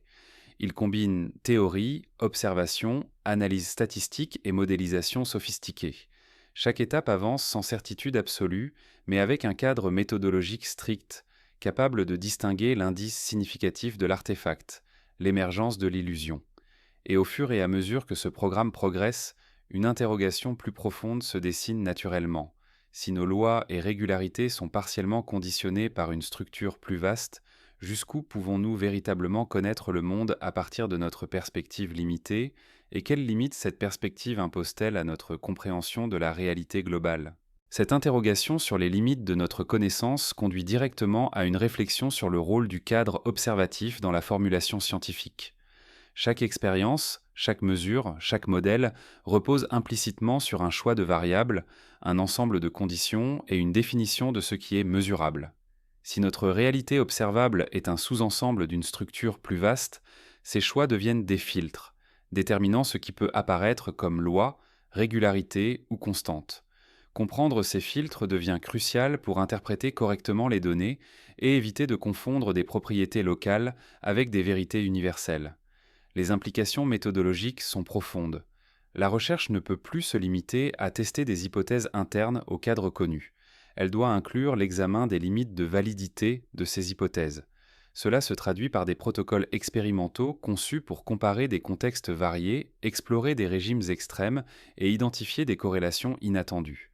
Par exemple, dans les expériences de physique de précision, les chercheurs comparent les mesures de constantes fondamentales dans différents laboratoires, conditions gravitationnelles ou orientation spatiale. Chaque résultat qui reste stable renforce la cohérence du cadre observable, mais laisse ouverte la possibilité d'effets très faibles, non encore détectables. Cette stratégie comparative est déjà appliquée à des instruments de haute précision, tels que les horloges atomiques, capables de détecter des variations infimes dans le temps et la fréquence. La synchronisation de ces horloges à grande échelle, souvent sur plusieurs continents, permet de rechercher des corrélations subtiles qui échappent à une observation locale. Les écarts détectés peuvent révéler non seulement des phénomènes connus, mais potentiellement des influences extérieures à notre cadre conventionnel. De même, des réseaux de détecteurs de champs électromagnétiques ou gravitationnels recherchent des fluctuations faibles et distribuées. Individuellement, ces signaux semblent constituer du bruit. Collectivement, ils peuvent révéler des motifs cohérents suggérant l'existence de relations globales non prises en compte par les modèles locaux. L'identification de ces motifs exige une analyse statistique sophistiquée capable de distinguer les corrélations significatives de la simple coïncidence. La physique quantique offre un exemple conceptuel utile. L'intrication montre que deux systèmes séparés spatialement peuvent présenter des corrélations non explicables par des interactions locales classiques. Si notre réalité observable est un régime émergent d'une structure plus vaste, une analogie pourrait exister. Certaines contraintes globales pourraient se manifester sous forme de corrélations non triviales dans notre espace-temps effectif, et ces corrélations seraient accessibles uniquement à travers des analyses fines et coordonnées. Ces idées orientent la conception des expériences de manière concrète. Les chercheurs cherchent des signatures spécifiques, définies par les modèles théoriques, qui ne peuvent être reproduites par des ajustements internes des paramètres connus. Cela permet de transformer une hypothèse spéculative en programme scientifique rigoureux, avec des critères de falsifiabilité précis. Même l'absence de signal détectable n'est pas dénuée d'intérêt, elle fixe des limites strictes sur la force ou la nature possible des interactions externes, restreignant l'espace des modèles viables. Une autre dimension concerne la hiérarchie des niveaux d'organisation. Si notre réalité observable est un niveau intermédiaire d'un système plus vaste, certaines lois que nous considérons comme fondamentales pourraient être des approximations effectives. Elles seraient stables et robustes à notre échelle, mais dépendantes de contraintes globales dont nous ne percevons que les effets indirects. Comprendre cette distinction est essentiel pour éviter de confondre les régularités locales avec des nécessités universelles. Cette approche implique aussi de réexaminer la notion de causalité. Dans un cadre local, la causalité est généralement linéaire et temporelle. Mais si l'espace-temps est émergent, comme le suggèrent certains modèles de gravité quantique, la causalité pourrait elle aussi être émergente. À un niveau plus fondamental, les relations entre événements pourraient être définies par des contraintes globales plutôt que par des chaînes locales. Les effets observables seraient alors indirects, se manifestant par des limitations, des régularités ou des corrélations subtiles. Une conséquence importante concerne le bruit et les fluctuations. Dans de nombreuses expériences de haute précision, une partie du signal est attribuée à un bruit irréductible. Mais si certaines fluctuations sont induites par des degrés de liberté non modélisés, elles pourraient constituer un indice d'influence extérieure. L'analyse de ce bruit devient alors un outil pour explorer les contraintes globales, transformant ce qui était autrefois considéré comme un obstacle en source d'information. La recherche de ces indices exige des instruments et des analyses exceptionnelles. Elle combine physique expérimentale, astrophysique, simulation numérique et statistiques avancées. Les simulations permettent de tester des modèles complexes, d'anticiper des signatures indirectes et de guider l'interprétation des données. Les statistiques permettent de distinguer les motifs significatifs des artefacts ou coïncidences. Ensemble, elles offrent une méthode rigoureuse pour explorer des hypothèses difficiles à tester directement. Au final, cette démarche transforme la question initiale. Il ne s'agit plus de se demander si une autre réalité intersecte la nôtre de manière spectaculaire, mais de cartographier les contraintes, les régularités et les limites de validité de notre cadre observable. Chaque expérience, chaque mesure, chaque analyse contribue à définir l'espace des possibles et à préciser la manière dont une structure plus vaste pourrait se manifester indirectement. Cette approche rigoureuse montre que même les hypothèses les plus audacieuses peuvent être intégrées dans un programme scientifique, pourvu qu'elles soient formulées avec précision, confrontées aux données et testées systématiquement. Et alors que cette exploration se poursuit, une question plus profonde se profile naturellement. Si nos lois et constantes sont partiellement conditionnées par une structure externe, quelles limites cette condition impose-t-elle à notre capacité de comprendre la réalité dans son ensemble, et comment cette perspective redéfinit-elle ce que nous considérons aujourd'hui comme universel et fondamental? Cette interrogation sur les limites de notre compréhension conduit à une considération essentielle, la distinction entre ce qui est accessible expérimentalement et ce qui relève de la spéculation conceptuelle. Si notre cadre observable est un sous-ensemble d'une structure plus vaste, certaines influences pourraient rester indiscernables, intégrées dans ce que nous considérons comme des constantes ou des lois fondamentales. Cela ne signifie pas que ces influences sont inexistantes, mais que notre perspective limite leur détectabilité. Reconnaître ces limites est fondamental pour orienter la recherche et éviter des conclusions prématurées. Cette prise de conscience transforme la manière dont les expériences sont conçues et interprétées.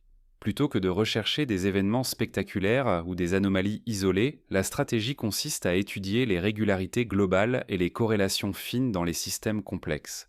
Les expériences deviennent des enquêtes sur la structure même de la réalité, cherchant des motifs cohérents qui pourraient indiquer des contraintes globales plutôt que des interactions locales.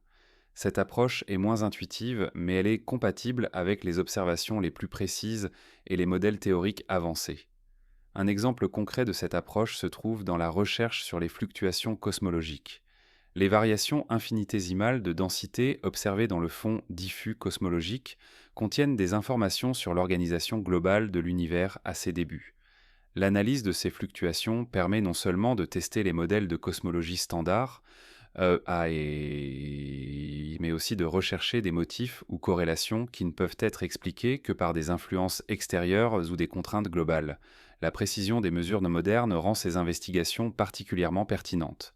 De même, en physique quantique, les systèmes fortement corrélés ou intriqués offrent un terrain d'observation pour des relations non triviales entre différents points de l'espace.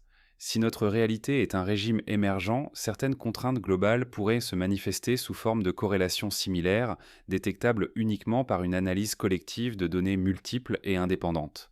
Ces corrélations, bien que faibles, seraient significatives si elles apparaissent de manière cohérente dans différents contextes. Cette démarche requiert également une réflexion sur la robustesse et la stabilité des lois observées. Les constantes fondamentales et les symétries ne sont pas simplement des données brutes. Elles correspondent à des régimes stables dans lesquels des structures complexes peuvent se développer. Comprendre pourquoi ces régimes sont stables permet d'évaluer dans quelle mesure ils pourraient être influencés par une structure externe et quelle signature indirecte une telle influence pourrait produire. La notion de stabilité amène à considérer la sélection naturelle des régularités physiques. Tout comme certaines structures moléculaires ou biologiques persistent parce qu'elles sont robustes, certaines lois effectives pourraient émerger parce qu'elles correspondent à des régimes attractifs dans l'espace global des configurations possibles. Cette idée fournit un cadre conceptuel pour expliquer pourquoi notre réalité observable présente les propriétés qu'elle a, même si elle n'est qu'un sous-ensemble d'un système plus vaste. Par ailleurs, cette approche met en lumière l'importance de la hiérarchie des niveaux d'organisation. Notre cadre observable pourrait être un niveau intermédiaire, stable mais dépendant d'un ensemble plus vaste. Les lois et constantes que nous mesurons seraient alors des approximations effectives, valides dans notre contexte mais potentiellement variables à d'autres niveaux. Cette perspective modifie la façon dont nous interprétons les anomalies ou les limites de nos modèles. La redéfinition de la causalité est un autre point crucial. Dans un système émergent, les relations causales locales peuvent être des conséquences d'une structure globale plus complexe. Les effets observables seraient indirects, se manifestant par des contraintes et des corrélations plutôt que par des interactions directes. Cela exige une réinterprétation des principes fondamentaux sans pour autant remettre en question la cohérence interne de la physique telle que nous la connaissons. La question du bruit et des fluctuations devient centrale dans ce contexte. Ce qui est traditionnellement considéré comme du bruit irréductible pourrait inclure des indices d'interaction ou de contraintes externes. L'analyse fine du bruit statistique, des écarts à long terme et des corrélations inattendues devient un outil puissant pour explorer les limites de notre cadre et identifier des signatures indirectes d'une structure plus vaste. Cette recherche repose sur la combinaison de plusieurs disciplines: expérimentation de précision, astrophysique, simulation numérique et statistique avancée. Les simulations permettent de modéliser des scénarios complexes et d'anticiper les signatures observables de couplage faible ou de contraintes globales. Les méthodes statistiques, elles, permettent de détecter des motifs subtils dans des ensembles de données massifs, distinguant les anomalies significatives des coïncidences. Le processus d'enquête scientifique, dans ce cadre, devient itératif et cumulatif. Les hypothèses sont testées, raffinées et confrontées aux données, tandis que de nouvelles observations guident la formulation théorique. Même l'absence de signal direct a de la valeur, car elle permet de restreindre l'espace des modèles plausibles et d'orienter les recherches futures. Ainsi, l'exploration d'une réalité intersectant la nôtre se transforme en programme scientifique concret. Elle combine théorie et observation, recherche de corrélation et analyse de la stabilité des régimes, tout en respectant la rigueur méthodologique et la falsifiabilité. Chaque résultat, chaque mesure, chaque analyse contribue à préciser la manière dont une structure plus vaste pourrait se manifester, même indirectement, dans notre cadre observable. Au fur et à mesure que ces investigations progressent, une question plus profonde émerge naturellement. Si nos lois et constantes sont conditionnées en partie par une structure externe, quelles limites cette condition impose-t-elle à notre capacité à connaître l'univers dans son ensemble? Et surtout, comment cette perspective redéfinit-elle notre compréhension de ce qui est véritablement universel et fondamental dans la réalité que nous observons? Cette interrogation conduit à considérer non seulement la portée de nos observations, mais aussi la manière dont la science conceptualise le réel. Si nos lois sont des régularités émergentes dépendant d'un cadre plus vaste, la notion même d'universalité se transforme. Ce qui semblait absolu devient contextuel, dépendant du régime dans lequel nous opérons. Il ne s'agit pas de relativiser la validité des observations, mais de reconnaître qu'elles reflètent une portion particulière de la structure globale. Cette reconnaissance modifie la manière dont nous formulons les théories et interprétons les données. Cette perspective impose de repenser la relation entre théorie et expérience. La théorie ne se limite plus à fournir des prédictions numériques pour des variables locales, elle doit aussi identifier des invariants qui transcendent le cadre observé et guider la recherche de signatures indirectes. La conception des expériences devient multidimensionnelle. Elle nécessite non seulement des mesures précises, mais aussi une diversité de conditions, de contextes et de points d'observation pour détecter des effets subtils. La cohérence globale, plus que la précision isolée, devient le critère déterminant. Les recherches cosmologiques illustrent bien cette démarche. L'étude des grandes structures de l'univers, des distributions galactiques aux fluctuations du fond diffus cosmologique, l'intuition cosmologie, fournit un exemple de corrélation à longue portée. Ces structures ne sont pas parfaitement aléatoires. Elles révèlent des régularités hiérarchiques et des motifs de densité qui peuvent contenir des traces d'influence globale. L'analyse de ces motifs, comme ça passe combinée à des simulations détaillées, permet de tester la plausibilité de contraintes extérieures à notre cadre local. Parallèlement, en physique des particules et en physique quantique, l'attention se porte sur les corrélations entre états et sur la robustesse des constantes fondamentales. Des mesures extrêmement précises des masses, couplages et constantes universelles sont comparées dans divers contextes expérimentaux, parfois à travers le globe, afin de détecter des variations minimes ou des dépendances structurelles. Ces recherches visent à déterminer si les régularités observées sont intrinsèques à notre réalité ou si elles reflètent des conditions héritées d'un niveau plus fondamental. La notion d'émergence joue ici un rôle clé. Les phénomènes observables, qu'il s'agisse de lois physiques ou de structures cosmiques, ne sont pas nécessairement fondamentaux. Ils peuvent être des manifestations stables de régimes particuliers, façonnés par des contraintes globales invisibles. Comprendre quels aspects sont émergents et lesquels sont véritablement fondamentaux est crucial pour interpréter correctement les données et formuler des hypothèses sur l'existence d'une structure plus vaste. Cette distinction conduit également à une relecture de la causalité et des interactions. Les relations entre événements peuvent être indirectes, médiées par des contraintes globales plutôt que par des interactions locales classiques. Dans ce cadre, les phénomènes que nous percevons comme des lois causales locales pourraient être les projections de relations plus profondes à un niveau supérieur de structure. Les effets observables deviennent alors des indices, souvent subtils, de ces relations globales. Le rôle du bruit et des fluctuations prend une importance particulière. Ce qui est souvent considéré comme des limites instrumentales ou des perturbations aléatoires pourrait contenir des signatures de régularité globale. L'analyse statistique avancée, combinée à la modélisation théorique, devient l'outil principal pour extraire ces informations. La distinction entre bruit et signal n'est plus triviale. Elle dépend de la compréhension des contraintes globales et de la capacité à détecter des motifs cohérents à travers différents systèmes et contextes. Cette approche exige une collaboration étroite entre disciplines et institutions. La détection de corrélations globales ou d'influences extérieures ne peut se limiter à un laboratoire ou à une technique. Elle nécessite des réseaux expérimentaux, des campagnes d'observation multi-instrumentales et une coordination internationale pour accumuler des données comparables et fiables. La diversité des perspectives théoriques et expérimentales augmente la probabilité d'identifier des signatures robustes et significatives. Les simulations numériques jouent également un rôle fondamental. Elles permettent de tester des scénarios complexes et de prédire des signatures observables de contraintes externes, même lorsqu'elles sont faibles. Ces simulations fournissent des points de comparaison pour les données expérimentales et permettent de distinguer les motifs plausibles des artefacts statistiques. Elles constituent un pont entre l'abstraction théorique et l'observation concrète. Dans ce contexte, la notion de limite de connaissance devient tangible.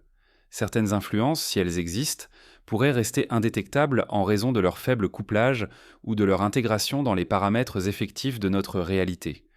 Reconnaître ces limites n'est pas un échec, mais une compréhension des frontières de ce que la science peut observer et tester. Cela clarifie également les conditions dans lesquelles une hypothèse sur une structure plus vaste peut être validée ou infirmée. Au fur et à mesure que ces investigations avancent, le programme scientifique se structure. Il s'agit de cartographier les régularités, les contraintes et les limites de validité de notre cadre en cherchant des indices indirects d'une influence extérieure. Chaque mesure, chaque analyse, chaque comparaison contribue à cette cartographie, transformant une question spéculative en une démarche scientifique rigoureuse et progressive. La perspective qui émerge est donc celle d'une exploration méthodique et cumulative. Elle combine théorie, observation, statistique et simulation pour tester la plausibilité d'une structure plus vaste. Elle respecte la rigueur scientifique tout en reconnaissant la complexité et la subtilité des signatures possibles. Et au fur et à mesure que cette exploration progresse, une question fondamentale se dessine avec plus de clarté. Si nos lois, constantes et régularités sont en partie façonnées par une structure extérieure, quelles limites cela impose-t-il à notre capacité à connaître l'univers dans sa totalité? Cette question, à la fois conceptuelle et méthodologique, devient le fil conducteur de la recherche, orientant chaque expérience, chaque modèle et chaque interprétation dans la quête d'une compréhension plus complète de la réalité. Cette question fondamentale introduit un nouveau niveau de réflexion sur la nature même de l'investigation scientifique. Si notre cadre observable n'est qu'une portion d'un ensemble plus vaste, alors la science elle-même se définit comme une exploration partielle, toujours conditionnée par le point de vue depuis lequel elle est menée.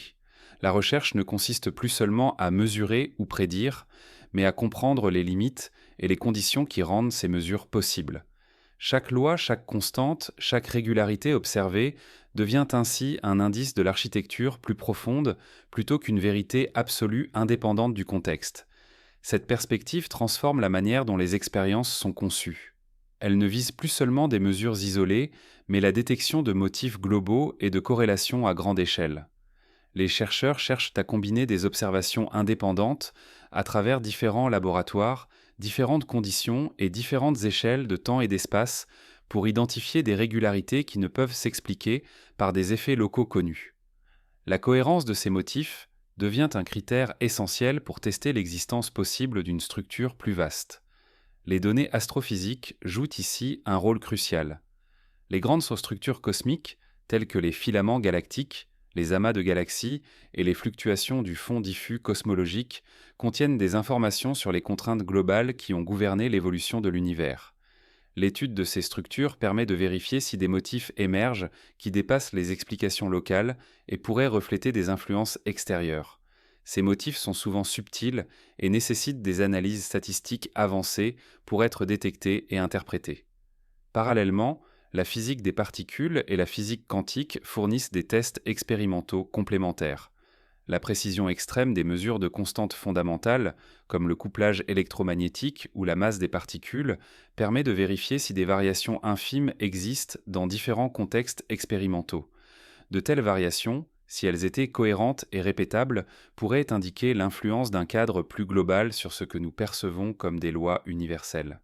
Cette approche met également en lumière l'importance de la hiérarchie des niveaux d'organisation. Notre réalité observable pourrait être un niveau intermédiaire d'une structure plus vaste, stable et cohérente, mais dépendante de contraintes globales. Les lois que nous mesurons seraient alors des approximations effectives, valables dans notre cadre mais potentiellement différentes à d'autres niveaux. Cette distinction entre émergence et fondamentalité est essentielle pour comprendre les limites de nos observations et la portée réelle de nos théories. La notion de causalité elle-même est reconsidérée. Dans un système émergent, les relations causales locales peuvent être des projections d'une structure globale plus complexe.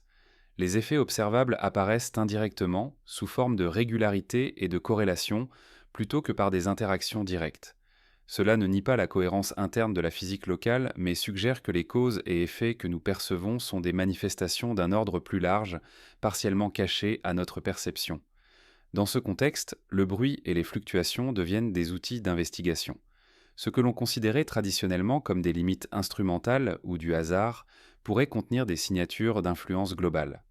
L'analyse fine du bruit statistique, des écarts à longue portée et des corrélations inattendues devient un moyen d'explorer indirectement les contraintes exercées par un cadre plus vaste. Le défi consiste à distinguer ce qui est véritablement significatif de ce qui résulte de variations locales ou instrumentales. Cette approche exige une collaboration internationale et interdisciplinaire. La détection de corrélations globales ou d'influences externes nécessite des réseaux d'instruments diversifiés, des campagnes d'observation coordonnées et une accumulation de données sur de longues périodes. La diversité des perspectives théoriques et expérimentales augmente la fiabilité des résultats et permet de distinguer les motifs robustes des artefacts.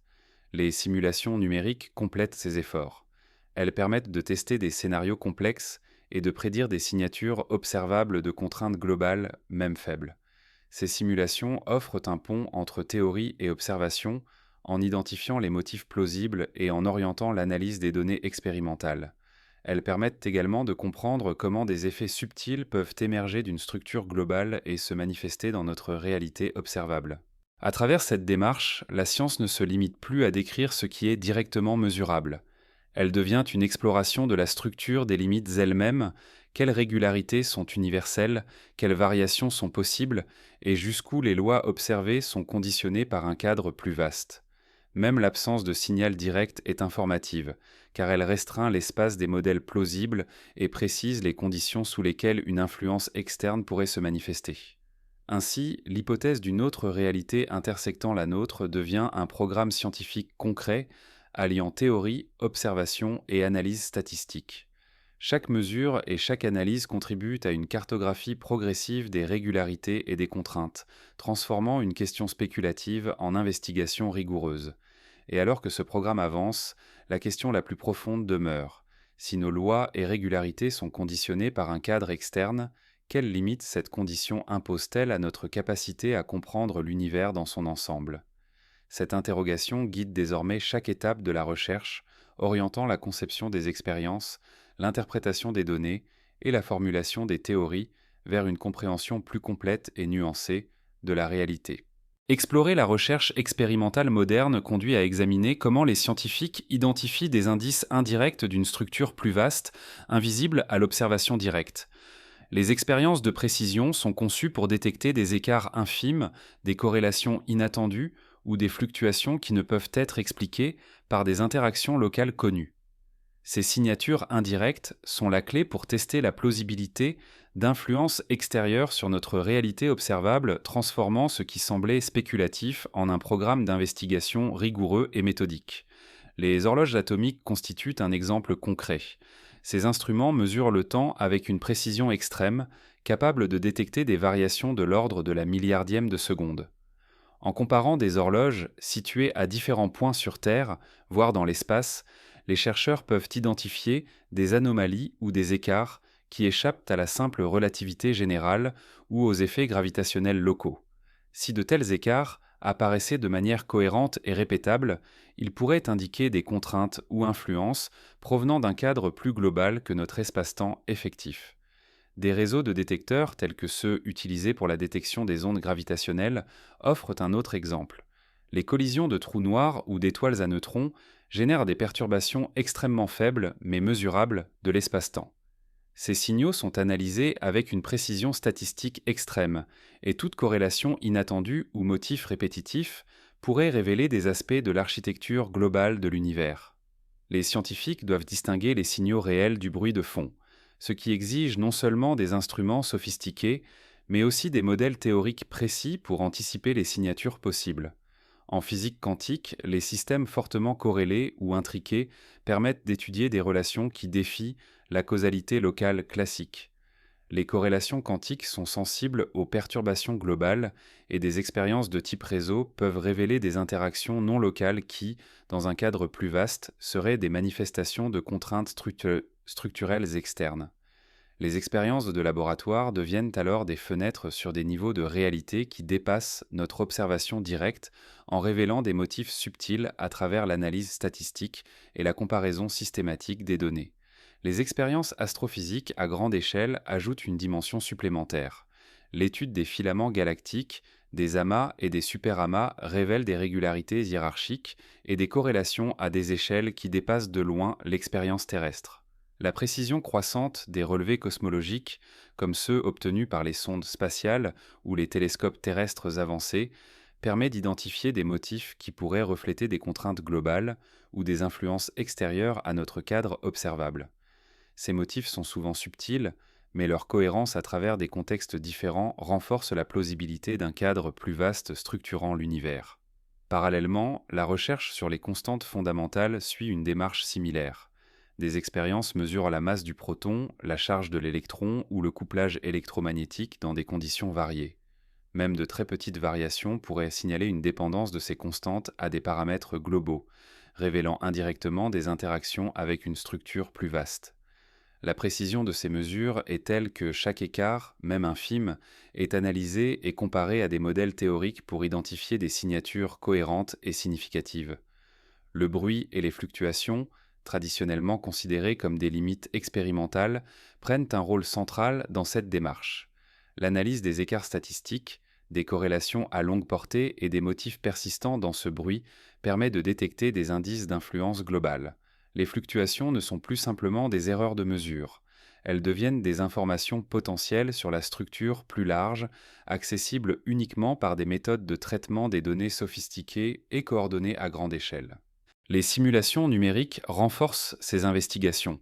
Elles permettent de modéliser des régimes complexes, d'anticiper des signatures indirectes et de guider l'interprétation des données expérimentales. Les chercheurs peuvent tester comment des contraintes externes faibles pourraient se manifester sous forme de corrélations observables et comment ces effets seraient distinguables du bruit ou des variations locales. Les simulations fournissent un cadre pour relier théorie et observation en traduisant des hypothèses abstraites en prédictions mesurables. Cette méthodologie impose une collaboration étroite entre disciplines et institutions. Les corrélations globales ou signatures indirectes nécessitent des ensembles de données massifs, collectés dans différents contextes et analysés de manière coordonnée. La diversité des techniques expérimentales, combinée à la rigueur théorique et aux méthodes statistiques avancées, augmente la fiabilité des résultats et permet d'identifier des motifs robustes et reproductibles. Le rôle central de la statistique est crucial. Les chercheurs utilisent des analyses multivariées, des tests de corrélation à longue portée et des modèles probabilistes pour extraire les signaux significatifs des fluctuations aléatoires. Chaque motif identifié est confronté à des simulations et des modèles théoriques pour vérifier sa cohérence et sa plausibilité. Cette démarche transforme l'analyse de données en un outil actif de découverte, capable de révéler des influences qui ne seraient perceptibles autrement. Ainsi, la recherche expérimentale moderne ne se limite plus à confirmer ou infirmer des lois locales. Elle devient une investigation systématique des limites et des structures sous-jacentes, cherchant à détecter des indices indirects d'un cadre plus vaste. Chaque expérience, chaque mesure, chaque analyse statistique contribue à une cartographie progressive de l'architecture potentielle au-delà de notre réalité immédiate. Et alors que ces investigations se multiplient, une question se dessine avec une acuité croissante. Si ces signatures indirectes existent et révèlent des influences extérieures, jusqu'où pouvons-nous réellement étendre notre compréhension de l'univers? La réponse à cette question devient le moteur d'une exploration scientifique qui combine rigueur, imagination et persévérance, guidée par l'idée que même les structures les plus subtiles peuvent laisser des traces observables dans notre réalité.